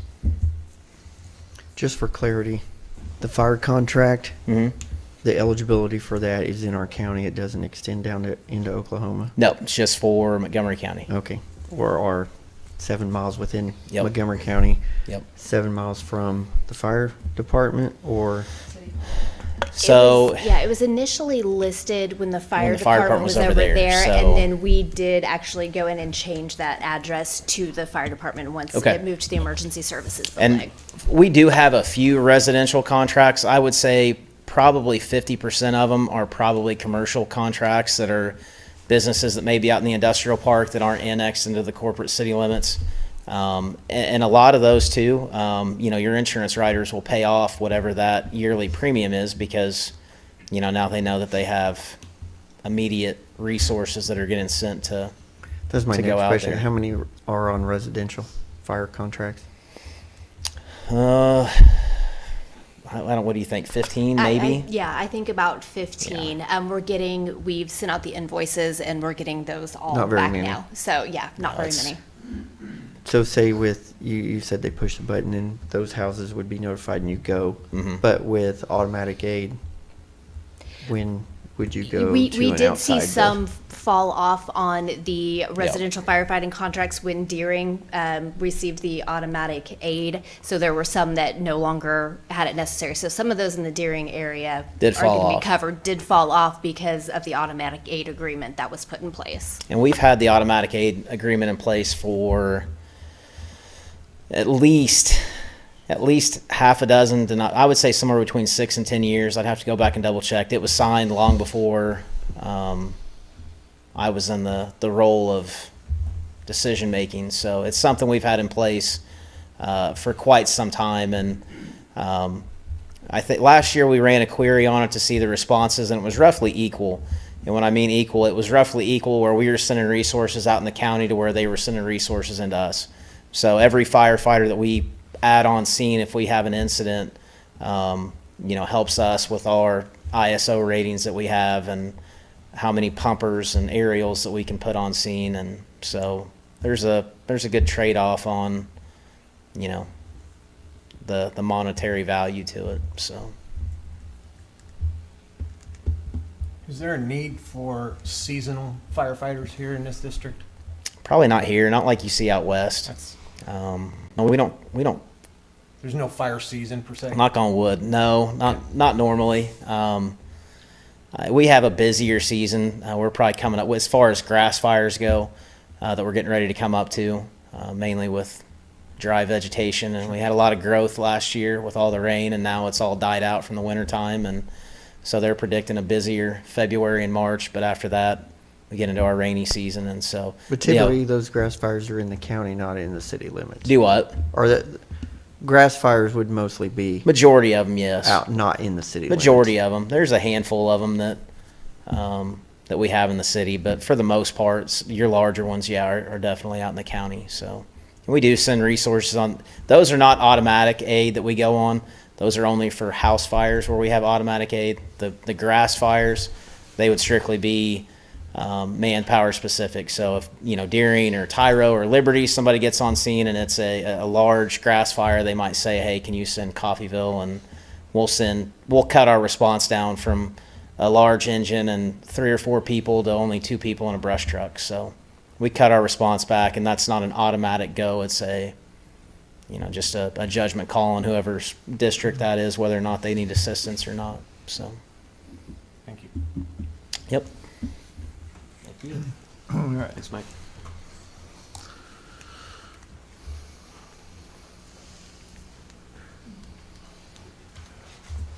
And following Chief Bromley's presentation, I'd like to call for about a 5-minute recess. We will have been going over an hour. Okay. No photos, please. My name is Quinn Bromley. I am Chief of Police. I've been with the city, employed with the city for almost 35 years now. 10 years as your Chief of Police, 10 wonderful years as your Chief of Police. Born and raised here as well, attended local schools, went in the military, came back in 91, and was hired on the police department. I've served in every position in the department as I worked my way up the chain. I serve on multiple boards, the Juvenile Community Corrections Advisory Board, the Community Corrections Advisory Board, the Live Healthy Montgomery County Youth Substance Prevention Opioid Task Force, Homeland Security, and I previously served on the Kansas Stop Violence Against Women Task Force. Captain Daly is my number 2. He is acting chief in my presence. Captain Daly's been with the department for 29 years as well, and he served 2 years, 1 year outside of Coffeyville in another law enforcement agency. We make up the administrative section of the department, including an administrative assistant. We have 41 full-time employees in the police department, including 4 part-time employees. The department is divided into the operations division, which covers the patrol division, as well as our special operations team and our street crime unit, and support services. Support services has the investigation division, our communications section, municipal court, records, our crisis intervention team, and our two volunteer police fire chaplains. With the 41 full-time employees, 27 of those are assigned to the patrol division, with 3 of those being part-time bailiffs, traffic, etc. Detectives have 3 authorized positions, 2 person property crime detectives, 1 narcotics detective, which is currently vacant, and a newly created evidence technician. Communications consists of 10 full-time 911 dispatchers, 1 part-time 911 dispatcher. And of those 10, we have a communications supervisor over them. Records clerk, we have 1 full-time employee, and municipal court, we have 1 full-time employee. Our crisis intervention, that is from a grant that we received from the federal government that Amber Dean wrote. That pays for a full-time embedded co-responder for the police department. So they go out with us when we have people in crisis, when traditional law enforcement methods aren't needed. She's able to assist us at getting that individual the resources they need, and also act as liaison between us and Fort County when we're working a criminal case, or if it's a crisis case where they are being admitted into the state hospital. And then our chaplains are there support for us, and they've been really good to us. I forgot to mention that I'm responsible for the public safety of all of Coffeyville. I set policy, procedures, goals. I oversee the hiring, the testing and retention of our staff, as well as discipline up to and including termination. I answer to the city manager, report to him, serve on the executive team with the other members of the city staff, our team. And there's other duties that I have, but I know we would like to go home before midnight. The patrol division is split into 4 shifts. Those are 12-hour shifts that begin at 6 in the morning and end at 6 in the evening, and then 6 in the evening to 6 a.m. They are supervised by a lieutenant and a sergeant, and then you have your patrol officers. Our patrol fleet consists of 27 vehicles total. That's 21 for patrol, 2 for detectives, 2 for admin, and 1 is a travel vehicle, and 1 tactical vehicle. Last year, the city manager did indicate we had responded over 23,000 calls for service in 25. That was up, it was 23,546, up 513 from the previous year. We patrolled almost nearly 250,000 miles of city streets in 2025. We provide full service 24/7, 365 law enforcement protection for approximately 17,300 people inside our city limits. And let me qualify that. We got about 8,800 full-time residents. We have college students, which ranges from, depending on the year, the high year that I have was 1,500 based on what I was informed. We have about 2,500 undocumented residents and about 4,500 people that commute to Coffeyville and work at various hours of the day and the week. So at any given time inside the city, we could have 17,000 plus people. These numbers don't include the service that we provide outside the city limits in the southern half of Montgomery County and all of Nowata County, and I'll get into that. Interestingly enough, when people discuss, Coffeyville and population decline, I have some interesting numbers, and I'm all about numbers. In 2012, population was greater than it is now. I think we could all probably agree on that. Total incidents for the police department in 2012 was 15,208.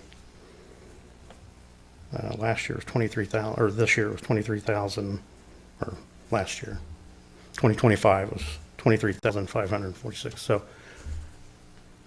we're getting called, it's not routinely the same people over and over. So there's a lot of calls for service that we're responding to, and that has continually, that scale has continually gone upward in our calls for service. Same is true for all total incidents for police, fire, EMS, Montgomery County. It's gone considerably up as well. Proactive law enforcement is one of the main things that I think I previously stated when I was appointed chief of police. The crime rate in Coffeyville was 87.6 crimes per 1,000 people, Part 1 crimes. Part 1 crimes are robberies, homicide, rapes, aggravated assault, burglaries, thefts, motor vehicle thefts, and arson. It was the highest in the state of Kansas at the time for population our size. 2024 numbers were always behind because of the way that our numbers are submitted to the FBI through the KBI. It has reduced to 31.7 now, total crimes. So that scale, I don't know if you can see that, but that scale has trended downward. For Southeast Kansas, and comparing Chanute, Coffeyville, Independence, and Parsons, I'll come up and I didn't make enough copies. I'm selfish and I'm watching what we spend on color copies, so I only have Is one. that in the report you sent me? Pardon me? Is that in the report you sent me? I don't know if you received that one or not. Okay.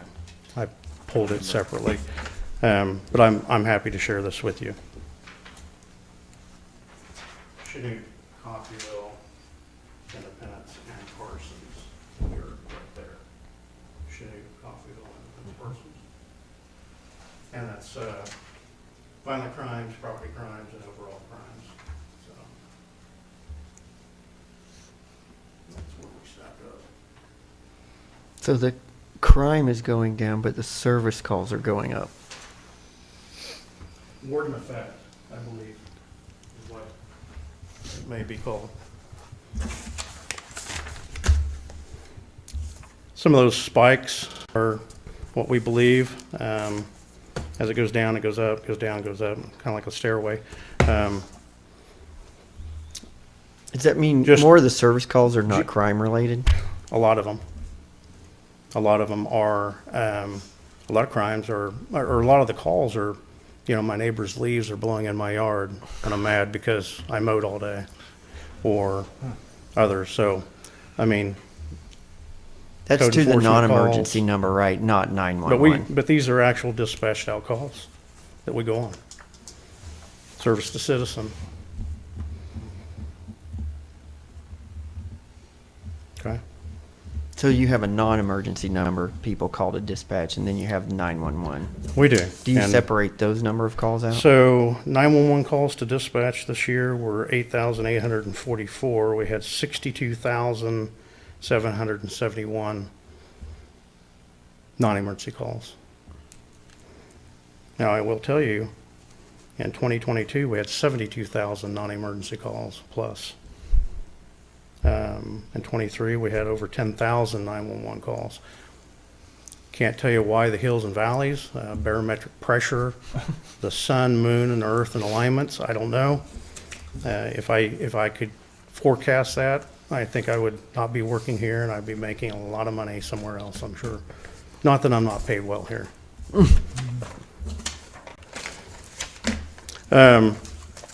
Going into the divisions of the department. Our communications section, I mentioned we had 10 full-time employees. That is supervised by Chad Souls. He's our communications director. A lot of you may not know, we actually receive all the 911 calls from the southern half of Montgomery County and all of Nowata County, Oklahoma, South Coffeyville, and Nowata proper, and all the small communities. We are the only public safety answering point, and we are designated a public safety answering point in the entire state of Kansas that is permitted to do that. And that was a lengthy process, involved both That was about a year-long process, possibly a little bit longer. Took both the Attorney Generals of the state of Kansas and Oklahoma to sign off on the MLUs, and their governors at the time approving it as well. And for that service, we're paid for that. And I don't have those numbers, but it's roughly $15,000 a month that we receive from Nowata County for the fees collected on those type of 911 calls. And if there's more subscribers, there's more money coming in. And that's how that public safety answering point operates. Our communications section dispatches for, let me get it here.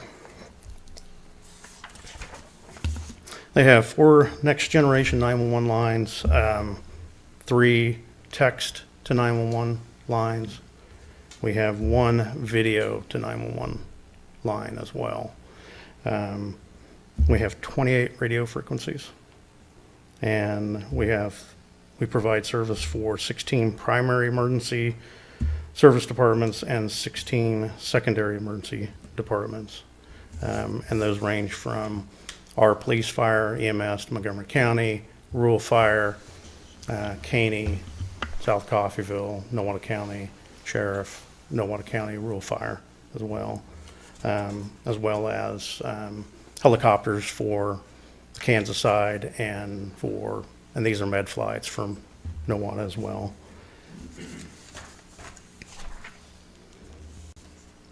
Our public safety answering point is a designated IPAWS, which is a integrated public alert warning system for Montgomery County. So when you have a storm or a natural disaster, we're able to send out emergency alerts over your phone. And so that's one of the iPods things would be like your Amber Alert and things like that that you receive on your phone. Finally, with dispatch, our response times, it's pretty important to us. So priority 1 calls, those are the important ones, lights and sirens. From the time that we receive the 911 call to the time that the officers are on scene, it's 1 minute, 45 seconds. Priority 2 calls is about 2 minutes and almost nearly 3 minutes. And then priority 4 calls are almost 5 minutes. Our records division receives all of the reports that we have and then submits those through an electronic gateway. We don't do paper reports anymore. Everything is electronic. So when the officer goes out in the field, takes the information, they come in and do the report. It's electronically submitted to their supervisors. They approve it and then into records. And from there, it's submitted to the KBI, and they are the central repository for all of the Kansas incident-based reports. And they then submit them to the FBI, who then goes through the reports. And then about a year later, we receive our uniform crime report from the FBI and KBI, indicating what our crime rate was for our community. I also oversee municipal court.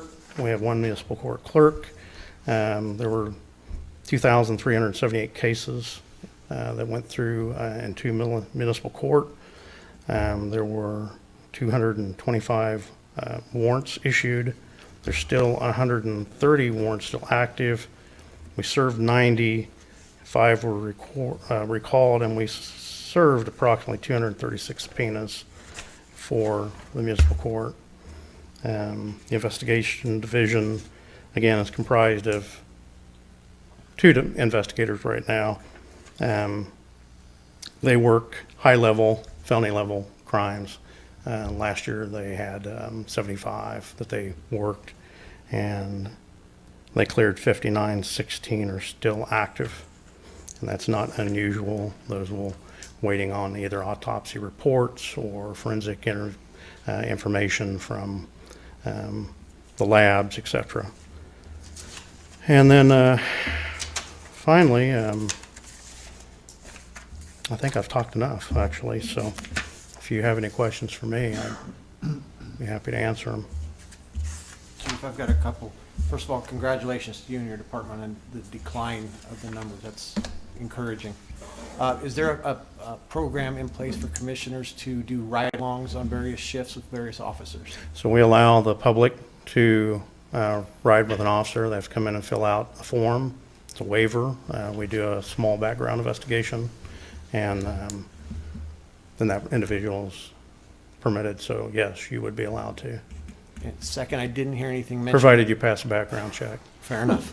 I didn't hear anything mentioned about a search and rescue. I apologize for my ignorance. I am relatively new to Kansas. I've been here 5 years. Do we have an active search and rescue?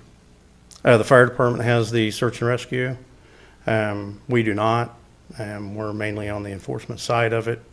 But we have gone out many times with manpower, looking for people that have walked away from homes, children, etc.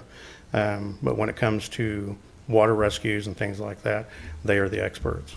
And a quick follow-up, do we have an active canine with the department? Not right now, but that is something that we are pursuing. Excellent. Thank you, Chief. All right, thank you.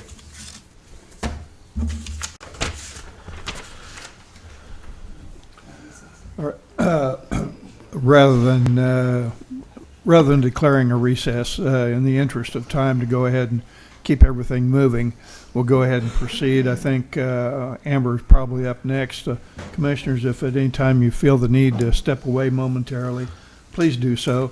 Just request that try and limit your time away, and then also try to limit it one commissioner at a time. Staff that's already reported, you guys can take off, no problem. And then I've been really nice to the first group that reported on time. I'll start poking a little bit more here on time now. Oh, I figured I would go like really quick because Quinn took a while, so you're not going to hear a lot from me. You're fine. My name is Amber Dean. I'm the Director of Community Development. I've been with the city since February 2024, so almost 2 years. My department focuses on community development, housing, and long-term investments. I directly oversee 2 full-time positions, our Housing and Community Development Coordinator and our Building Official. My department oversees the downtown beautification and downtown grant programs. We oversee housing initiatives, including developer recruitment, city housing programs, and land bank operations. We oversee planning and zoning, building inspections, and I serve as the city's grant writer. So I write all the city's grant applications. I manage them from start to finish, all the way to closeout. I would not be able to write those grants without all of these people back here. They give me the data to make a good application, so those would not happen without that crew back there. And then recently, I've taken over code enforcement. We have 3 full-time staff members in code enforcement. They handle code enforcement and animal control, and that's my department, summed up really quickly. I'm open to questions. All right. Thanks, Amber. Thank you.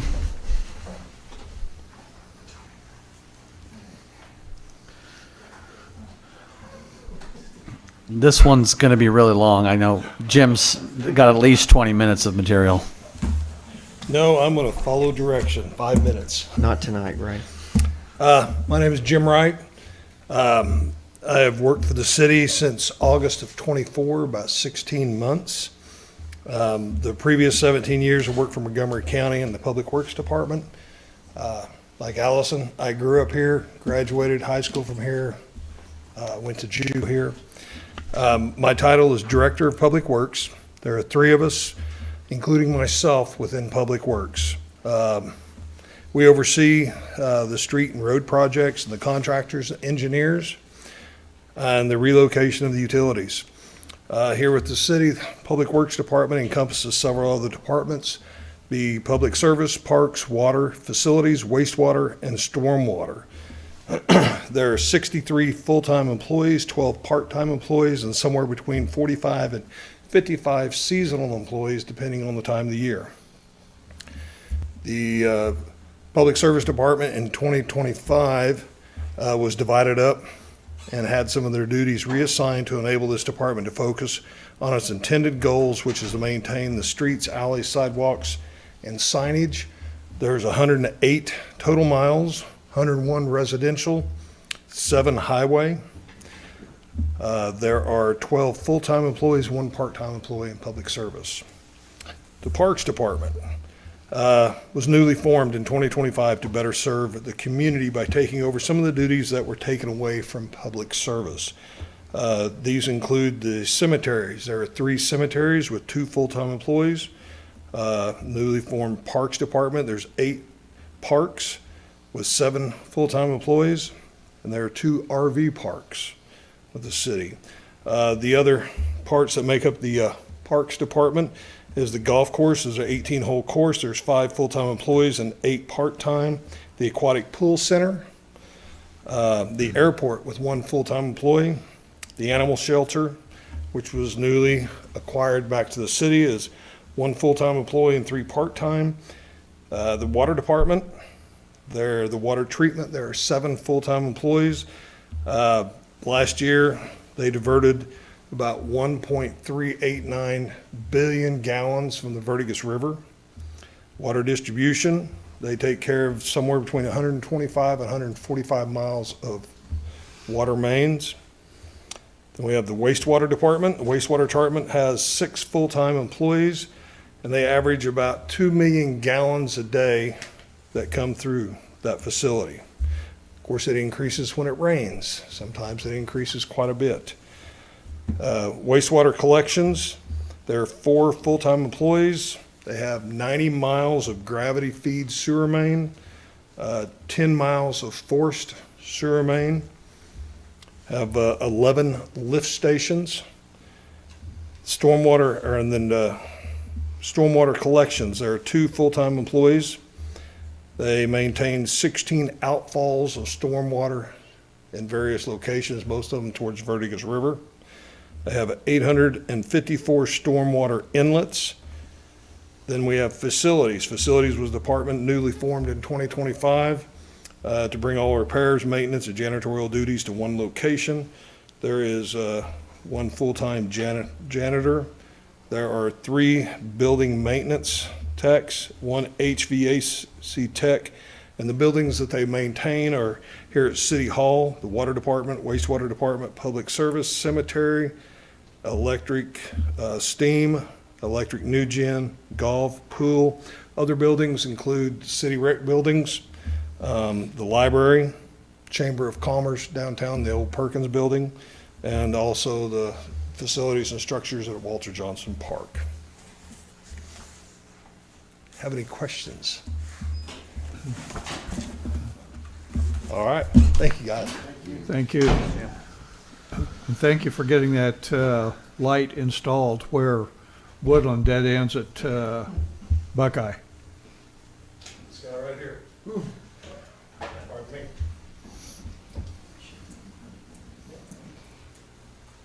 Good evening. I'm Chris Weiner, and I keep the lights on. I see you. Good job. I just have a few things to go through. I'll try and be quick. I know it's kind of an oxymoron with me. If you get to know me, it's tough for me to be quick, so I'll try my best. But I've been with the city about 1.5 years. Started here in August of last year, of 24.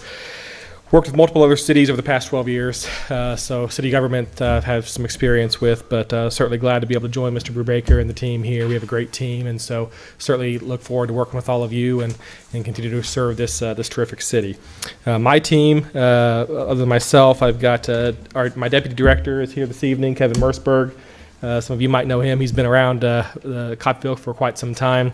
We also have the superintendent of fiber, Brent McDaniel, the superintendent of distribution, Kurt Taylor, superintendent of generation, Jonathan Carson, our executive assistant, Amy Taylor, and administrative assistant, Melissa Allen. So I have a team there of 6 people that really kind of keep the lights on and make sure that we, as well as internet, making sure that we're able to serve the community and be able to keep services flowing.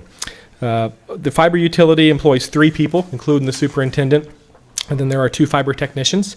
Over the past year and a quarter or so, since October of 2024, they've built over 16 miles of fiber line. So we've done a terrific job of really building out our fiber system throughout the community. As Mr. Brubaker mentioned earlier, I think we've got about 2/3 of the community available to be served at this point. So we're really going to be focusing our efforts this coming year on trying to get the word out that, hey, we are now in throughout the majority of Coffeyville, and we'd love to serve you. We'd love to be able to pick you up as a customer and provide fiber services to you. So that'll be coming forward here shortly as really a focus for us. On the electric side, we have over a $67 million budget, more than 65% of the city's overall $103 million budget. Over half of that departmental budget is directly attributable to CRNF, our single largest customer throughout the community. About $36 million of our total $67 million is attributable to that one company. So over half of our budget is to serve that one company. Now, obviously, that they bring a lot of value to us as well with the revenue that generates. But obviously, that company is a big deal for us, a big customer for us that we try and make sure that we're able to keep the lights on for them, obviously. With the large load that we have, 125 megawatts is our peak load. That is the second largest in the state of Kansas for a public power utility. So we are the second largest public power provider in the state. Only the Kansas City Board of Public Utilities serves more electricity than what we do. So that's certainly something for Coffeyville to be proud of, that, hey, we are a major player in the public power game. There's a lot of revenue generated from the electric utility that then is able to obviously be utilized for other purposes, as well as obviously we need to be able to maintain our own infrastructure to be able to keep providing that resource for the community at large. We have two power plants. We have a downtown steam plant that can generate up to 30 megawatts, is what our contract really is for that plant. It's an old plant. The facility itself was built back in the early 1900s, and the only remaining engine that we have was brought online in the 60s. So it's 60-year-old engine that we're looking at trying to replace, and so that's in your package. You'll be able to read through some of that information to get some more insight on that. We have out at the new generation site out north of town, we have three 18.7 megawatt Wärtsilä reciprocating engine generators. They can go from zero cold to full load in less than 10 minutes. So they are called upon fairly frequently. That is what the modern day market needs, to be able to be responsive in that regard, because a lot of our energy in today's world is provided via wind and solar. And so when wind and solar goes away, you need something that can respond quickly. And so that's what those particular engines are incredibly useful for. And so we get a lot of use out of those. With that said, we don't say when we're going to run. We don't have control over that. We, as City Manager Brubaker mentioned earlier, the Southwest Power Pool tells us, GRDA, our wholesale public provider, basically tells us, hey, when they need power. And so that's when we generate, is because they're telling us, and within the Midwest footprint, all the way from Texas up to the Canada border, they need power, and our generating units are the most efficient next unit up that's going to be able to generate power the most efficiently. So wherever we fall in that stack of efficient generating units, once it gets to us as far as the power need, that's when they kick us online. And so we'll start generating as long as we're operational. With that said, we generate up to 56.1 megawatts total at that new generation plant. So between the two, we can generate 86 megawatts. By just being operational, we can generate $440,000 per month between those four engines, just from capacity payments, because we are operational. Not even having to run, just being available to run. So that's a lot of money. That's over $5.25 million a year that we get for just having these plants sit there. But we have to make sure that they're maintained, that they're operational. Otherwise, we don't get that money. On top of that, if we can't run when we're expected to be able to, then we actually pay a penalty. So we have to make sure that we keep these engines operational because of the cash flow coming in due to having them operational, as well as that eventually they do want us to run. We do purchase a majority of our power from GRDA, the Grand River Dam Authority in Oklahoma, because it is cheaper than generating. In most situations, it is cheaper to actually purchase the power from GRDA or from their entities than it is to generate ourselves. It costs us upwards of 30 to 40 cents per kilowatt hour to generate in a lot of cases. It just depends on the gas cost. But there are times at which the purchase price of electricity actually goes negative, where they'll actually pay a company to take electricity. We have to buy all of our electricity wholesale through GRDA, so we don't get to necessarily take advantage of those prices. But when they have to buy essentially for us at those types of prices, it works out in our favor, because then our PCA goes down, the power cost adjustment that then we pass through to our customers. So it's cheaper for us to buy wholesale in a lot of cases than it is for us to generate our own power. So that's why we do have the relationship with GRDA to make sure that we're able to provide power for our customers the most economical as possible. The generation department employs 18 people. We have the superintendent, 12 in operations, and 5 in maintenance. We have 4 different shifts that work to staff the power plants around the clock, because we could get called upon at any moment to run those engines. Like I said, they call us, they want us up and going within 10 minutes. And so we have to staff these power plants 24/7 to be able to be that responsive. This distribution department employs 13 people. We have a superintendent, 8 linemen, and 4 meter and substation technicians. That's really all I have for you this evening, unless you have any questions for me. All right. One of the most complex portions of the city in 6 minutes. You're going to get a lot more in the budget and those processes as we move forward, both that and our water plant. Very complex. Thank you.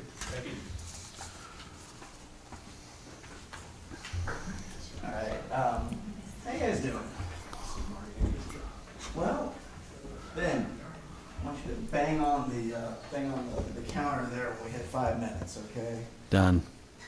Let's do it. It's your time. Oh, let's see if this works. Oh, 5 minutes. All right. So, I'm Martin Cummings, I'm the Director of Finance. We will have plenty of opportunities to get to know each other over the course of the year here and on. Let's see here.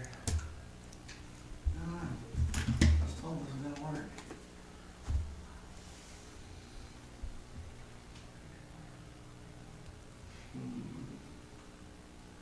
Hold it out there.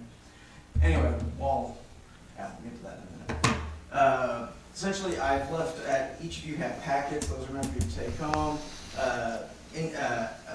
Sort of renewed commissioners, you guys have a lot of this material already, but in case you lost it, you now have new copies.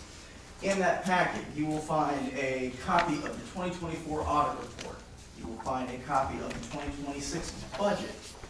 You will find a copy of the little slide document I put together called an Intro to Municipal Finance.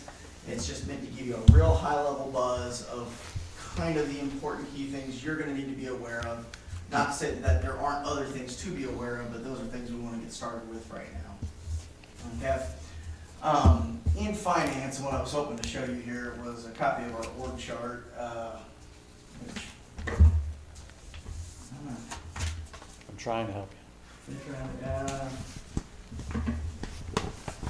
It's all right. I got it memorized. It's all right. There are, including myself, there are. I don't know if you need to be in the microphone. There you go. Am I not loud enough already, Alec? It's for the public. Oh, okay. Huh? People at home. All right.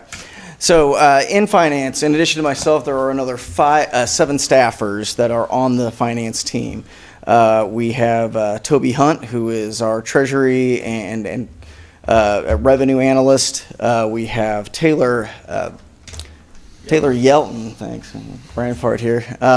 Taylor Yelton, who is our AP/expense and budget analyst. We have Angela Cook, who is an accounting generalist, as well as Tiffany Bradshaw, who is our utility billing manager, and then we have 3 utility billing clerks that report to her. Okay. What I'd like for you guys to do, and I've included my card in those packets, so if you guys got questions or are not sure about something that you're looking at in that packet, go ahead and reach out, buzz me with an email, you can give me a call. Any member of the public is welcome to sit down and talk with me, and you guys are also members of the public. So big thing I want to talk about is what finance touches on in the city. So our key areas of concern and operation are the annual budget, the accounting, bookkeeping, the sort of our sort of the monthly closing cycle that we go through for all the for all the accounting and bookkeeping, the annual audit, okay, and then our treasury functions. We cover the cash, the money in the bank, our cash equivalents, investments of our idle funds, that kind of thing, okay? And then we also cover financing. So a lot of times, and I can't stress this enough, Amber-Dean is a huge critical partner to us in this. How we go and pay for projects, where that money is going to come from. Is that in the budget? If it's not in the budget, where can we go find money to do that with? So, and then I think the last thing that I kind of think is worth talking about, kind of at a high level, is we do handle a large portion of the general liability insurance. And then outside of the power plant, we handle all the city's property insurance as well. Okay. So with that, are there any questions? I don't know if I got the right packet that you were talking about. Let's take a look. Was it this one? No, Wes, that's That's part the of it. bond. That's part of it. Yeah, should it be? No, he does not have this one. Should be 5 of them up there. Let's see what they got. 1, 2. You got one. Oh, Here's you one. got- There you go. Thank There you. you go. Thank you. You got it. I can count to 5. So, we're going to end here on two things, other than any questions you have. General fund, that's the non-enterprise, it's not the electric, it's not the water, there's roughly $11 million at the city. When you hear someone say, well, my taxes are paying for all of these items, the property tax that we get in is $1 million. It's really 1.5, about 480 goes to the library. But we only collect $1 million in property taxes to support an $11 million general fund. So you've heard about water, you've heard about electric. We've got interest from cash and bills that generates it too. There's these other areas that get that. So I met with Virgil Peck, I met with Ron Bryce, and I paint that picture for them too. That's very different than most cities across Kansas. That public utility gives us that ability, and that's why commission here, we're able to cut that property tax down so low. So a lot of people out there have it, when they hear we have a $103 million budget, they're thinking that their taxes are paying for that. Well, you heard from Chris that 36 million itself is one client. It's that about 70 million is the electric. So $1 million of property tax to a $103 million budget. Now we do have sales tax. It's about $6 million. That is still a tax. An individual could look at a utility bill, they could call that a tax, but you are paying for that service. So good thing to remember, and we'll keep having these conversations and introduce you to the budget and all things finance. The last thing is, Ben, you might mention the electric utility being 70 million. A lot of that's just pass-through money because we're buying electricity from GRDA. Yeah, and that's what Chris was referencing for a there. very, very small margin. Then we have operational costs that we, so of that 70 million, a lot of it's just churn. It's not profit. It's not money we see. It's just in and out. In your budget packets for the electric and water utilities, there is a graphic that illustrates our revenue and expenses, and you can actually see the intersection of our revenue and expense lines. And we can talk about more of that later. There'll be other discussions around utility rates and such that we'll be getting into with you guys later on. But that'll illustrate that's a really good place to start. So when you look at that packet, that infographic is there to kind of help to deconstruct that. and Chris has put a lot of his department's financials together as well. These three have already got that email. I'll make sure to send that 25 recap, and that kind of paints a picture for it as well. So the last thing that I have is communication. So I've got everyone's cell number's here, and I try not to bug you constantly, but when I believe there's things that are of interest to you, or that someone on the street may ask you, I'm trying to call and give those updates. So when you see me calling, it's generally not to ask you to volunteer more of your time, but just to give you updates. Same thing through email. A lot of times, what the email is, hey, we're working on this thing, or we're going down this path, and I'd like to hear your thoughts on that so that we can make those decisions based on your feedback as well. And that can be complicated with 5 of you for us to build everything to each person's target. So we come to this meeting and you have to come up with that majority consensus like Paul said. But my email communication is all about trying to get feedback from you. That phone communication is trying to give you updates to things happening in town. If something emergency related is happening or police related, that doesn't necessarily mean that I'm going to call you or that you're going to call and get answers. There's still a police investigation. There are legal parameters to that information, so know that as well. That some of those things, we either don't have information or we can't just share it yet when it comes to that level of emergency, but we do our best. I do my best to keep you updated as we get the information that we can share. That was a whirlwind. Hopefully it didn't all leak out your ears already, but we'll keep trying to put it back in. Any final questions from us, Mayor, anyone? Nope. And we're done. Any final questions? If you guys, if you would just oblige for a second and we can get a group picture for the website, just want to come in front of you All right guys. then, move to adjourn? Do we need to adjourn first? Work session. Oh, yeah, go ahead. Move to adjourn. work adjourn? There's no vote, it's work session. We're done. Go us. Yes.